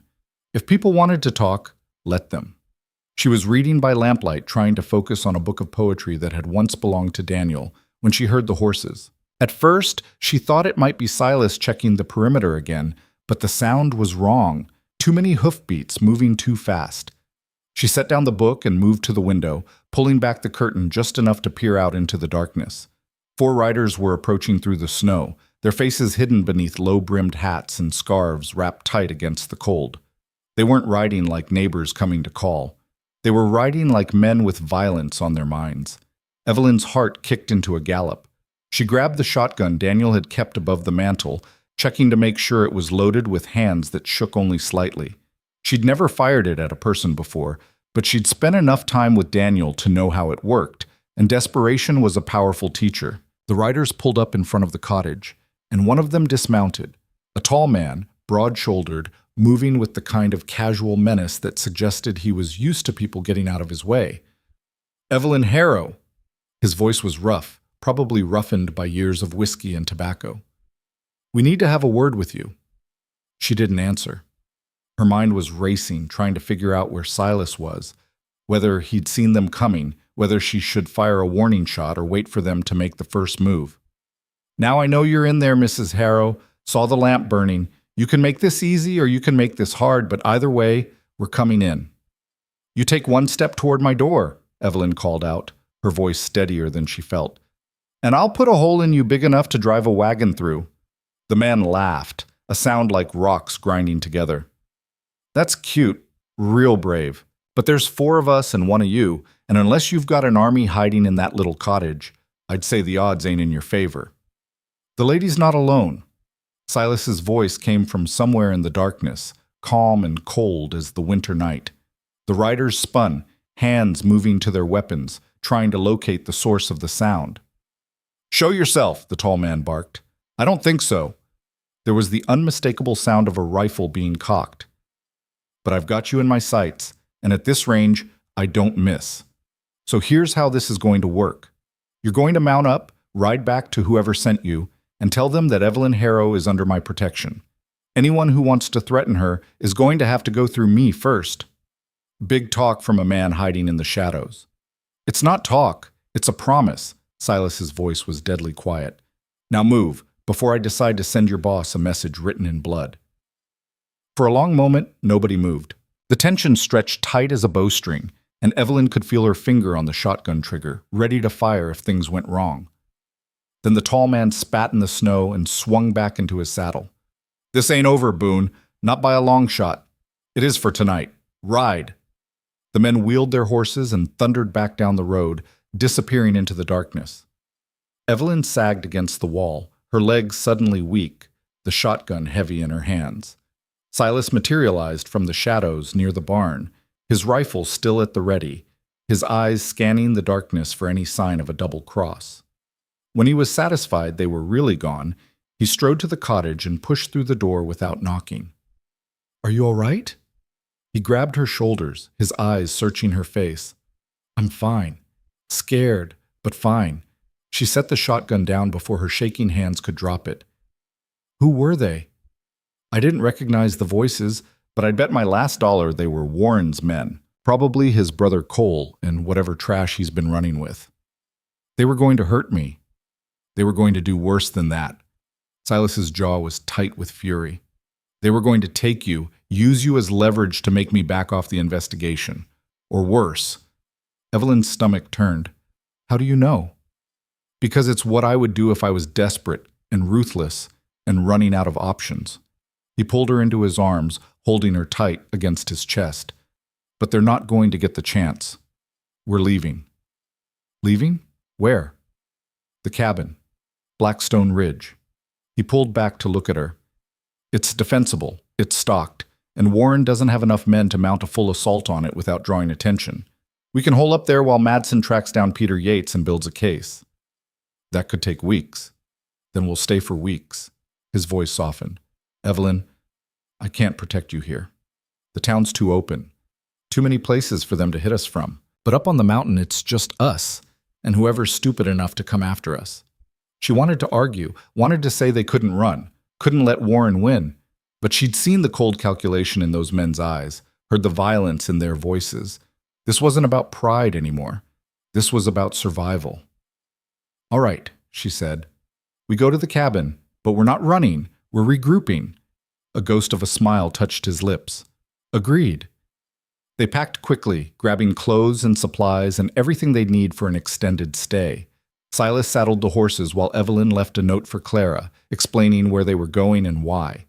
She knew her friend would understand, even if the rest of the town wouldn't. They were riding out within the hour, moving fast through the darkness, taking back trails that would be harder to follow. The temperature had dropped again, and Evelyn's breath came in white clouds, but she barely felt the cold. Her blood was pumping too hard, her mind too focused on what lay behind them and what waited ahead. They reached the cabin just before dawn, the sky beginning to lighten in the east with that pale gray that comes before true sunrise. The place looked exactly as they'd left it, solid and square and safe, smoke rising from the chimney where Silas had kept a slow fire burning to prevent the pipes from freezing. Inside, it felt like coming home. Evelyn stood in the middle of the room, looking around at the simple furniture, the stone hearth, the bed where they'd slept side by side and pretended it meant nothing. So much had changed since they'd first arrived here as strangers. So much had been revealed, stripped away, made real. We should get some rest, Silas said, setting down the packs. It's been a long night. I'm not sure I can sleep. Neither am I, but we should try. He moved to the hearth, stirring up the fire, adding logs until the flames leapt high. They won't come tonight. They'll need time to regroup, to figure out where we went. We've got a day, maybe two, before they track us here. And then what? He turned to look at her, the firelight casting shadows across his face. Then we fight. Together. The word hung in the air between them, weighted with meaning. Together. Not just for this battle, but for whatever came after. A promise made without poetry, but solid as the mountain beneath their feet. Evelyn crossed to him and took his face in her hands, looking into those dark eyes that had seen too much hardship and still chose courage. I'm not afraid. Not with you. You should be. I'm just one man, and there... She kissed him, cutting off his protests, pouring into that kiss everything she couldn't say, that he was enough, that he'd always been enough, that whoever he'd been before the fire didn't matter because the man he was now had proven himself 100 times over. When they finally pulled apart, both breathing hard, Silas rested his forehead against hers. Evelyn Harrow, you are the most stubborn, brave, infuriating woman I've ever met. Is that a complaint?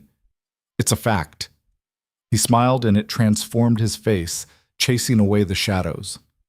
And I wouldn't change a damn thing about you. They slept that day wrapped in each other's arms, not with passion, but with the bone-deep exhaustion of people who'd been running on fear and adrenaline for too long. When Evelyn woke, the sun was high and bright through the window, and Silas was already up, cleaning weapons with the methodical care of a man who knew his life might depend on them. How many guns do we have? She asked, sitting up and stretching. 2 rifles, your shotgun, and my revolver, plus enough ammunition to hold off a small army. He looked at her. You know how to shoot? Daniel taught me.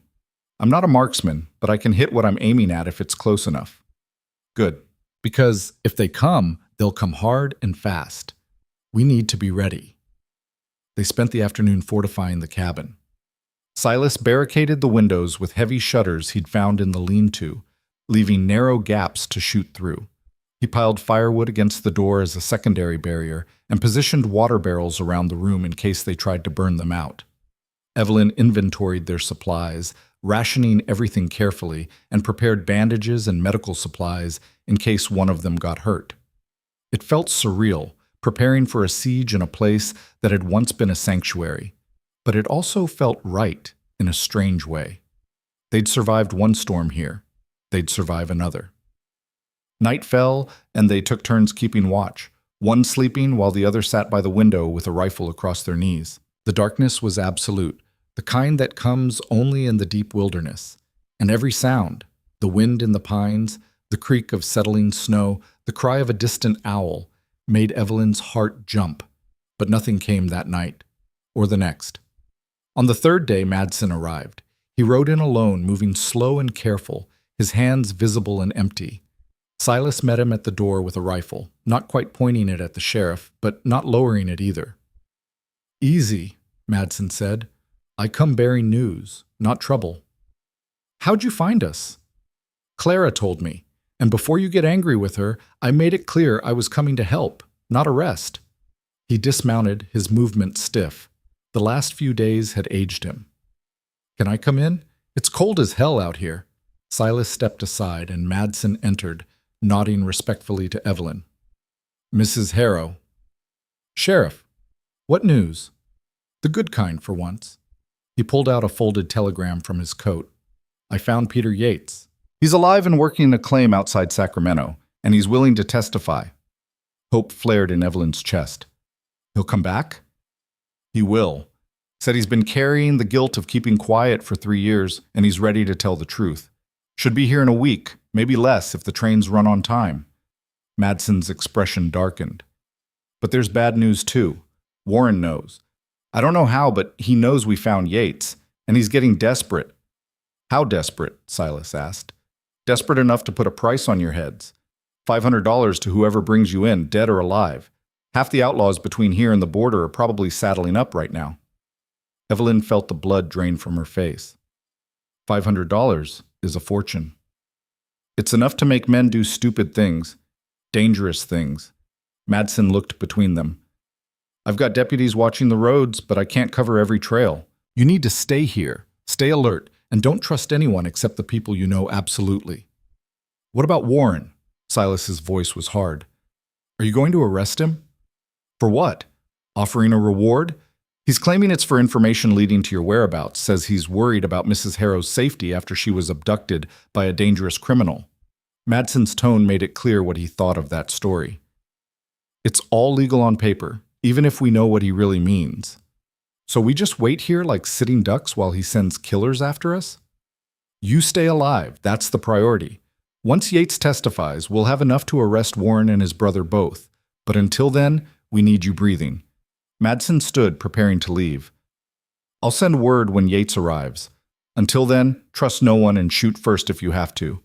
The law will understand. He left as quietly as he'd come, disappearing into the forest like a ghost. Evelyn watched him go, then turned to Silas. A week. We just have to survive 1 week. 7 days might as well be 7 years with a price on our heads. He checked the rifle, his movements automatic. They'll come. Tonight, tomorrow, soon.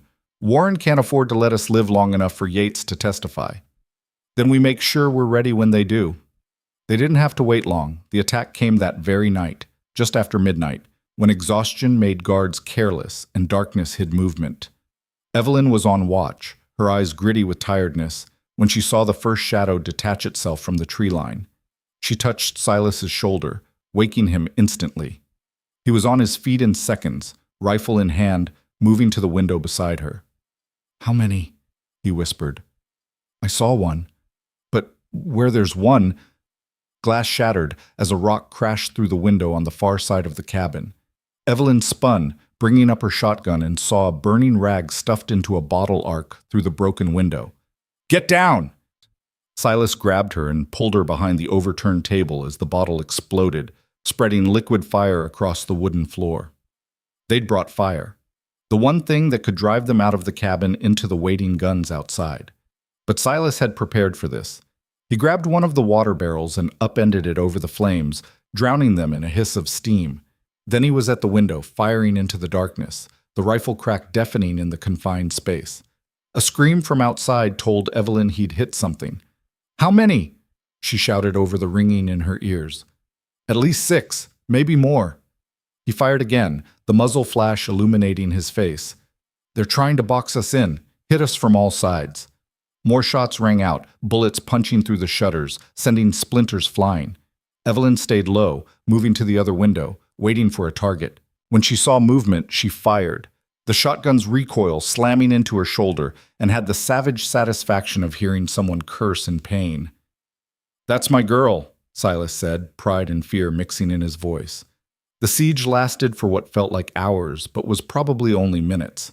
The attackers kept trying to throw more firebombs, but Silas and Evelyn worked together, dousing the flames before they could spread, returning fire whenever a target presented itself. The cabin filled with smoke and the acrid smell of gunpowder, and Evelyn's ears rang so badly she could barely hear. Then, abruptly, the shooting stopped. They waited, tense and ready, for the next assault. But none came. The forest was silent except for the wind in the pines and the crackle of dying embers. "Did we drive them off?" Evelyn whispered. "Maybe. Or maybe they're regrouping." Silas didn't lower his rifle. "Stay sharp." They stayed that way for an hour, watching and waiting before they heard the voice. "Boone, I know you can hear me." It was the tall man from before, the one who'd come to Evelyn's cottage. "We can do this all night, or you can make it easy. Send out the woman, and you can walk away. That's all Warren wants. Her. You're just a bonus." "Go to hell," Silas shouted back. "Your choice. But we've got all the time in the world, and sooner or later we'll burn you out. Better to end it quick and painless." Evelyn met Silas's eyes in the darkness. "Don't even think about it." "I'm not. But he's right about one thing. They can wait us out. We've got supplies for a week, but if they're willing to sit out there..." A gunshot cracked from a different direction, followed by a shout of pain and confusion.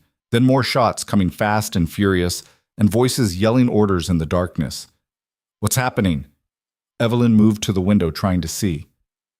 "Someone's attacking them." Silas's voice was tight with disbelief. "Someone's on our side." The battle raged outside for several minutes, muzzle flashes lighting up the forest like lightning. Then gradually, it died down and silence fell again. "Boone, Mrs. Harrow, you all right in there?" The voice was familiar, younger, touched with the mountain accent. "Deputy Harris?" Silas called back. "Yes, sir. Sheriff sent me and 3 others to keep watch. Saw these bastards moving in and figured we'd even the odds." The young deputy appeared in the moonlight, leading a bound man who was bleeding from a shoulder wound. "We got 3 of them. The rest ran, including the big one giving orders." Silas opened the door cautiously, rifle still ready, but it was clear the threat had passed. Deputy Harris and his men had 4 prisoners total, including one Evelyn recognized, a mean-eyed man who worked at Warren's lumber mill. "You boys saved our lives," Silas said, shaking Harris's hand. "Just doing our job, sir. Sheriff said you were important to the case, said to keep you safe no matter what." Harris glanced at the prisoners. "These men are going to have a lot to say when we get them back to town, especially once we explain that murder and arson carry a rope." By dawn, they'd secured the cabin and treated the wounded. The prisoners were sullen and scared, and before the day was out, 2 of them had started talking, desperate to save their own necks. They confirmed what everyone already knew. Warren Hale had hired them, through his brother Cole, to eliminate Silas and Evelyn before Peter Yates could arrive. It was the evidence Madsen needed. Within hours, he'd obtained a warrant for Warren and Cole Hale's arrests. The trap Warren had set for Silas and Evelyn had snapped shut on him instead. But Cole Hale wasn't done fighting. The outlaw and 3 of his most loyal men launched one final, desperate assault on the cabin just before sunset, a last-ditch effort to eliminate the witnesses before the law could close in completely. They came in hard and fast, firing from cover, trying to overwhelm the defenders through sheer ferocity. But this time, Silas and Evelyn were ready. And they weren't alone. Deputy Harris and his men stood with them, and together they met the assault with disciplined fire that drove the attackers back again and again. Cole Hale himself made it almost to the cabin door before Silas stepped out and faced him. The 2 men stood 10 feet apart, weapons raised, and for a moment time seemed to freeze. "You should have run when you had the chance," Cole said, his voice rough with rage and desperation. "I'm done running," Silas replied. "And you're done hurting people." Cole fired first, but his shot went wild, panic making him careless. Silas's bullet took him in the chest, and Warren Hale's brother went down in the snow and didn't get up. The remaining attackers threw down their weapons and surrendered. It was over. That night, as Silas and Evelyn sat by the fire while the deputies guarded the prisoners outside, she took his hand and held it tight. "We survived," she said softly. "We did more than survive." He turned to look at her, his eyes reflecting the firelight. "We won." "Not yet. Not until Warren's behind bars and your name is cleared." "It will be. Peter Yates is arriving tomorrow. Madsen sent word. And with the testimony from the prisoners, Warren doesn't have a leg to stand on." He pulled her close, wrapping his arms around her. "This time tomorrow, the whole town will know the truth. That Warren and his brother set that fire to collect the insurance and drive down the mine's value so they could buy it cheap. That they killed 5 men and framed me to cover their tracks. And then what? Evelyn asked, voicing the question that had been haunting her. What happens to us after the trial? Silas was quiet for a long moment. Then he said, I was thinking maybe we could stay here, in this cabin. Make it our home instead of just a shelter. You want to live on a mountain? I want to live anywhere you are. He cupped her face in his hands. Evelyn Harrow, I'm not a rich man. I'm not even a respectable man in most people's eyes. But I'm asking you anyway. Will you marry me? Will you build a life with me in this cabin where we learn to survive together?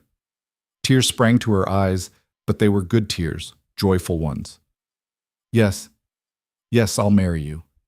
He kissed her then, deep and sweet, and outside the snow began to fall again, soft and gentle this time, covering the violence of the day with a blanket of fresh white. The storm had broken, the battle had been won, and two people who'd been wounded by the world had found in each other something strong enough to heal the deepest scars. Tomorrow, they would return to Ash Hollow in triumph. But tonight, they were home. The ride back to Ash Hollow the next morning felt different from any journey Evelyn had taken before. The sun was bright on the snow, turning the world into a dazzling expanse of white and blue.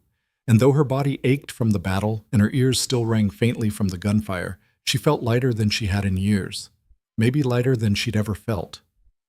Silas rode beside her, straight-backed and watchful despite his exhaustion, and behind them came Deputy Harris and his men with the prisoners tied and sullen on their horses. The evidence of Warren Hale's crimes rode with them in the form of signed confessions and bullet-torn clothing, and the grim satisfaction of men who'd finally seen justice served. When they crested the final hill and Ash Hollow came into view below, Evelyn saw that word had already spread. The main street was lined with people, more than she'd ever seen gathered at once, their faces turned toward the approaching riders with expressions ranging from curiosity to shame to something that might have been hope. Sheriff Madsen stood at the front of the crowd, and beside him was a man Evelyn didn't recognize, slight and weathered, with the kind of face that had seen hard living but hadn't been broken by it. Peter Yates, she realized. The witness who'd carried his guilt across half the country and finally found the courage to come home. They dismounted in front of the sheriff's office, and the crowd pressed closer, everyone talking at once, questions flying like startled birds. Madsen raised his hands for silence. Most of you have already heard some version of what happened, he said, his voice carrying over the murmurs. But now you're going to hear the truth. All of it. He gestured to Peter Yates, who stepped forward, his hands trembling slightly but his voice steady as he began to speak. My name is Peter Yates, and 3 years ago I worked at the Copperhead mine. I was there the day of the fire, and I saw things I should have spoken up about then but didn't because I was afraid. He swallowed hard. 2 days before the fire, I saw Cole Hale in the lower tunnels where he had no business being. He was tampering with the support beams, weakening them, and when I asked what he was doing, he told me to mind my own business or I'd regret it. I reported it to the foreman, but nothing was done. The foreman was on Warren Hale's payroll, you see. They all were. A ripple of shock and anger moved through the crowd. Yates continued, his voice gaining strength. The fire wasn't an accident. It was arson, pure and simple. Cole Hale set it to make the mine look dangerous and unprofitable, so his brother Warren could buy it for pennies on the dollar from owners who were desperate to sell. 5 men died, so the Hale brothers could get rich. And when the investigation started getting too close, they framed Silas Boone because he was convenient, a man with no family, no connections, someone the town could easily believe was guilty. That's a lie! The shout came from the edge of the crowd, and Warren Hale pushed through, his face purple with rage. He'd aged 10 years in the past week, his expensive clothes rumpled, his eyes wild. This man is a hired liar, paid by Boone to clear his name. Then explain this, Madsen said calmly, pulling out a stack of documents. Financial records showing payments from you to your brother, dated the week before the fire. Testimony from 3 of the men who attacked the cabin, all swearing you hired them to kill Silas and Mrs. Harrow. And a signed confession from your foreman, who finally decided saving his own neck was more important than protecting yours. Warren's mouth opened and closed, but no words came out. For the first time in his life, his money and influence couldn't save him. Warren Hale, Madsen said, and his voice carried the weight of 3 years of injustice finally being set right. You're under arrest for conspiracy to commit murder, arson, insurance fraud, and attempted murder. You'll stand trial, and if there's any justice in this world, you'll hang." Two deputies moved forward to clamp irons on Warren's wrists. He struggled briefly, then seemed to deflate, all the fight going out of him. As they led him away, Martha Hale stood watching from the boardwalk, her face a mask of shock and betrayal. She'd known, Evelyn realized, maybe not everything, but enough. And she'd chosen to look away rather than face the truth about the man she'd married. The crowd erupted in noise, some cheering, some arguing, everyone processing what they'd just heard. But Madsen wasn't finished. He turned to Silas, and his voice softened. "Silas Boone, on behalf of the town of Ash Hollow and the territorial government, I apologize. You were wrongly accused, wrongly judged, and wrongly persecuted for a crime you didn't commit. Your name is cleared, effective immediately, and you have the gratitude of every family whose loved ones you saved during the avalanche rescue." For a long moment, Silas just stood there, looking stunned, like he couldn't quite believe what he was hearing. Then, slowly, he nodded. "Thank you, Sheriff." "Don't thank me. I should have dug deeper 3 years ago. I should have trusted my instincts." Madsen extended his hand, and after a heartbeat's hesitation, Silas shook it. "You're a good man, Boone. It's about time this town recognized that." Someone in the crowd started clapping. Then another person joined in, and another, until the applause rolled through the street like thunder. People who'd crossed to the other side to avoid Silas were now pressing forward to shake his hand, to apologize, to tell him they'd always had doubts about his guilt. Evelyn watched it all with a mixture of joy and bitter satisfaction. They were sorry now that the truth was undeniable and supporting Silas was safe. But where had they been for the past 3 years when he'd needed them? Where had their courage been when standing up for him would have cost something? Still, she supposed it was better late than never. And the look on Silas's face, cautious hope mixed with disbelief, made her heart ache in the best possible way. Clara pushed through the crowd and grabbed Evelyn in a fierce hug. "You did it," she whispered. "You actually did it." "We did it," Evelyn corrected. "You stood by me when it mattered. That took courage." "Not as much courage as you showed." Clara pulled back, her eyes shining. "The whole town's talking about how you fought off those men at the cabin, how you saved Thomas Warren's life, how you stood up to Warren Hale when everyone else was too afraid. You're a hero, Evelyn." "I'm not a hero. I'm just someone who is tired of living in fear." "Then you're my kind of hero." Clara squeezed her hands. "Now, are the rumors true? Did Silas really propose?" Evelyn felt heat rise to her cheeks, but she didn't look away. "He did, and I said yes." Clara's whoop of joy could probably be heard all the way to the next county. She grabbed Evelyn in another hug, spinning her around despite both of them being far too old and dignified for such behavior. "I'm so happy for you. When's the wedding? Can I help plan it? Oh, Martha Hale is going to be furious. That's just a bonus." "We haven't decided yet. Soon, I think. We don't want to wait." "Good. Life's too short to waste time on propriety." Clara's expression grew serious. "You know there'll still be talk. Some people won't ever accept it, won't ever forgive you for choosing a man they called a criminal." "Then those people can stay out of my life." Evelyn looked across the crowd to where Silas stood surrounded by well-wishers, still looking slightly overwhelmed. "I've spent 4 years living according to what other people thought I should do. I'm done with that. From now on, I'm living for myself and the people I love. Speaking of which, you should probably rescue your fiancé before Mayor Patterson talks his ear off about serving on the town council." Evelyn laughed and made her way through the crowd to Silas's side. He saw her coming, and his expression relaxed, like she was a safe harbor in a confusing storm. She slipped her hand into his, and he gripped it tight. "Overwhelming, isn't it?" she murmured. "That's one word for it." His voice was low, meant only for her. 3 years they treated me like poison. Now they act like we're old friends. People are complicated. They're also cowards, mostly, who follow the herd. But that doesn't mean their apologies aren't real. "I know, He shook his head. "I'm not sure I know how to be anything but an outcast." "Then learn. You've got time now." She looked up at him, this man who'd proven himself brave and gentle and strong in all the ways that mattered. "And you've got me to help you figure it out." The trial of Warren Hale began 2 weeks later and lasted 3 days. The courtroom was packed for every moment, people standing in the aisles and pressing against the walls, hungry for justice and spectacle in equal measure.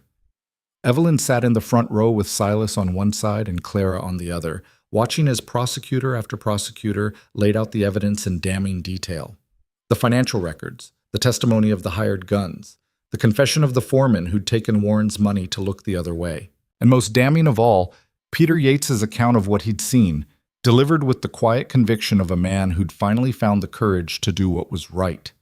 Warren's lawyer tried to poke holes in the testimony, tried to suggest that it was all circumstantial, that his client was being railroaded by a conspiracy of jealous rivals. But the evidence was overwhelming, and the jury knew it. They deliberated for less than 2 hours before returning with a verdict of guilty on all counts.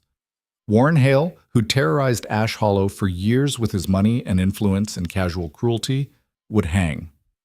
The sentence was to be carried out in 30 days, and there would be no appeals, no last-minute reprieves. Justice, delayed for 3 years, had finally arrived. Evelyn felt no joy in it, only a grim satisfaction that the world had been set right. 5 men had died in that fire, and no verdict could bring them back. But at least their families would know the truth. At least the man responsible would pay for what he'd done. As they filed out of the courthouse, Thomas Warren was waiting for them, leaning on a cane but standing upright, his wife and children clustered around him. He'd made a full recovery from his injuries, though the doctors said it was a miracle he'd survived at all. "Mrs. Harrow," he said, pulling off his hat. "Mr. Boone, I wanted to thank you both. If you hadn't been there that night, if you hadn't fought for us—" His voice cracked. "My children would be orphans right now." "You don't need to thank us," Evelyn said gently. "We did what anyone would do." "No, ma'am.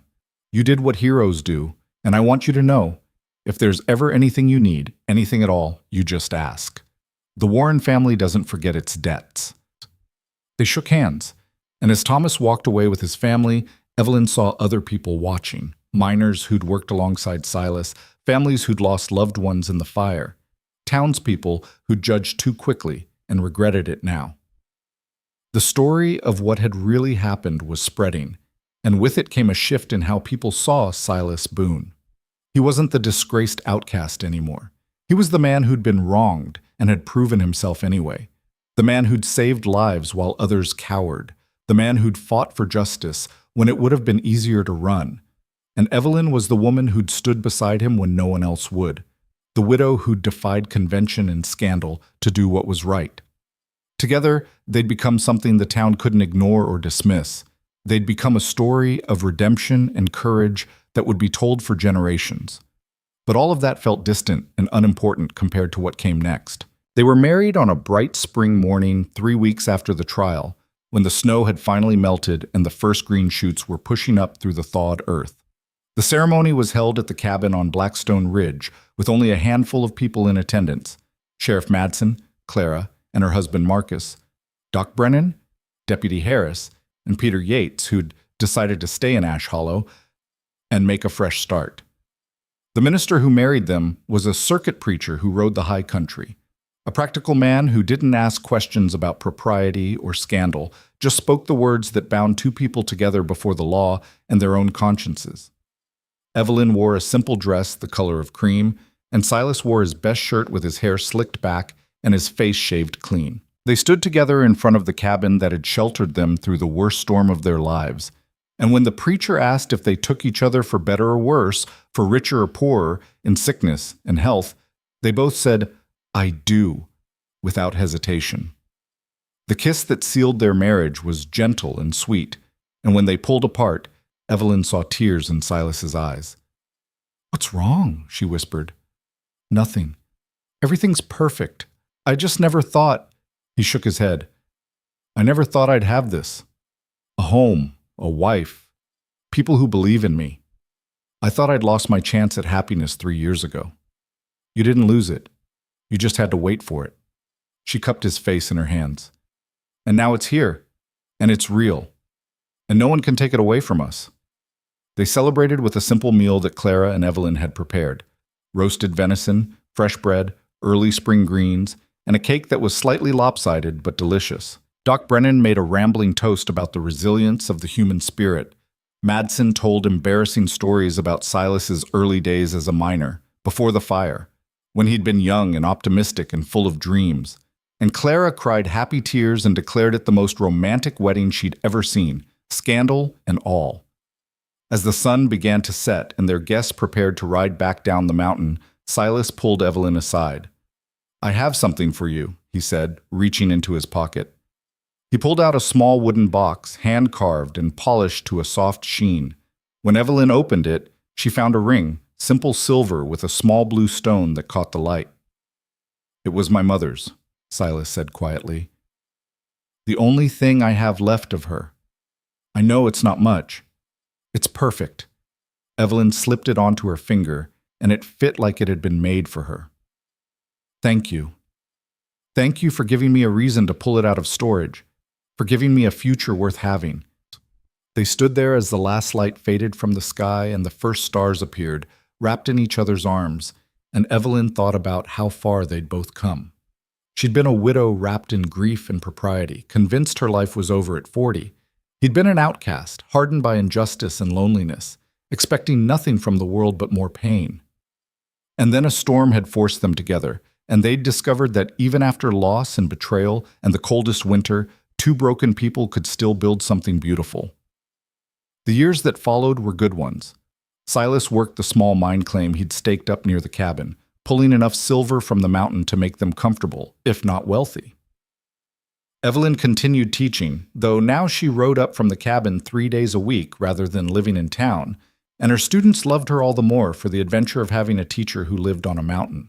They expanded the cabin, adding a second room and a proper porch where they could sit in the evenings and watch the sun set over the peaks. They planted a garden that somehow thrived in the thin mountain soil, growing potatoes and carrots and hardy greens. They kept chickens and a milk cow and 2 dogs that Silas had rescued as puppies from a litter someone was going to drown. The town changed too. With Warren Hale gone and his empire dismantled, Ash Hollow became something gentler, more honest. The mine was sold to a cooperative of the workers who'd survived the fire and the avalanche, and they ran it with safety as their first priority. Thomas Warren took over Warren's former lumber mill and ran it fairly, paying good wages and treating his workers with respect. Martha Hale left town shortly after her husband's hanging, and no one heard from her again. Some said she'd gone back east to live with family. Others said she'd changed her name and started over somewhere no one knew about the scandal. Evelyn hoped in a distant way that she'd found some measure of peace. Peter Yates opened a small assay office and became one of the most trusted men in town, his testimony having given him a kind of moral authority that money could never buy. He and Silas became good friends, bonding over their shared experience of having been marked by the fire in different ways. And Clara, true to form, became Evelyn's staunchest supporter and closest confidant. She was there when Evelyn miscarried her first pregnancy at 42, holding her hand through the grief. She was there when, miraculously, Evelyn conceived again at 44 and delivered a healthy baby girl they named Hope. And she was there through all the ordinary days in between, the kind of steadfast friendship that only grows stronger with time. The years turned like the seasons, winter giving way to spring, spring to summer, summer to autumn, and back again. Silas's name was fully cleared, and he was asked to serve on the town council, a position he accepted with bemused pride. Evelyn's reputation, once threatened by scandal, became unassailable. She was Mrs. Boone now, the woman who'd fought for justice and won, and even the most conservative members of Ash Hollow society couldn't find fault with her. But the cabin on Blackstone Ridge remained their true home, the place they returned to after every trip to town, every social obligation, every brush with the wider world. It was here that they felt most themselves, most free, most complete. On their 10th anniversary, Silas woke Evelyn before dawn and led her outside to watch the sunrise. They stood wrapped in blankets against the morning chill, their daughter asleep inside, and watched as light spilled over the mountains and set the world on fire with gold and pink and orange. "Do you ever regret it?" Silas asked quietly. "Choosing this life? Choosing me?" Evelyn looked at him. This man who'd proven himself brave and gentle and good in 1,000 small ways over the years. His hair was going gray at the temples now, and there were lines around his eyes from squinting at the sun, but he was still the same man who'd held her through the fever, who'd fought for her when others would have run, who'd chosen to build rather than destroy. "Never," she said. "Not for a single moment." Even though it was hard, even though people talked, especially because of that, she turned to face him fully. "Easy things don't change you, Silas. They don't test you or prove you or make you into something stronger than you were. We had to fight for this, for us, and that makes it more precious than anything that came easy ever could be." He pulled her close, and they stood there as the sun climbed higher and the shadows shortened and the day began in earnest. Behind them, inside the cabin, they heard Hope starting to wake, her soft babbling carrying through the morning air. "I should go get her," Evelyn said. "In a minute." Silas held her tighter. "Just let me have this moment. You, me, and the mountain. Everything I never knew I needed." So they stayed, wrapped in each other, and the quiet peace of a life well lived. And Evelyn thought about how strange and beautiful it was that the worst storm of her life had led her to the greatest happiness. That being forced into a cabin with a stranger had turned into finding a partner, a lover, a husband, a home. The story of Silas and Evelyn Boone became legend in Ash Hollow, told to children and grandchildren as proof that courage could triumph over corruption, that love could grow in the coldest soil, that two people who'd been broken by the world could still put each other back together. But for Silas and Evelyn themselves, it wasn't a legend. It was just their life. Ordinary and extraordinary, simple and profound, built one day at a time from survival and trust, and the choice to keep choosing each other no matter what the world threw at them. Years later, when they were both old and gray, and their daughter had children of her own, they would sometimes make the journey back up to the cabin on Blackstone Ridge. It was smaller than they remembered, more weathered, but still standing strong against the wind and snow. They would sit on the porch and look out at the mountains, and Silas would take Evelyn's hand and say, "This is where it started." And Evelyn would smile and reply, "No, this is where we started, where we became who we were meant to be." The cabin still stood there long after they were gone, a testament to what two people could build when they refused to let hardship have the final word. It became a shelter for hunters and travelers, a landmark for those who rode the high country, a reminder that even in the harshest winters, warmth could be found if you knew where to look. And sometimes, on quiet nights when the wind whispered through the pines and the stars hung low and bright overhead, people swore they could feel the love that had been forged there. Solid as the mountain stone, enduring as the peaks themselves, proof that even after loss and winter and judgment, two wounded souls could still find enough warmth to turn hardship into heaven. The end had become a beginning. The shelter had become a home. And the forced arrangement that had started with scandal had transformed into a love story that would outlast them all. A testament to the truth that the strongest bonds are often forged in the fiercest fires, and that real love doesn't come easy, but it's always, always worth the fight.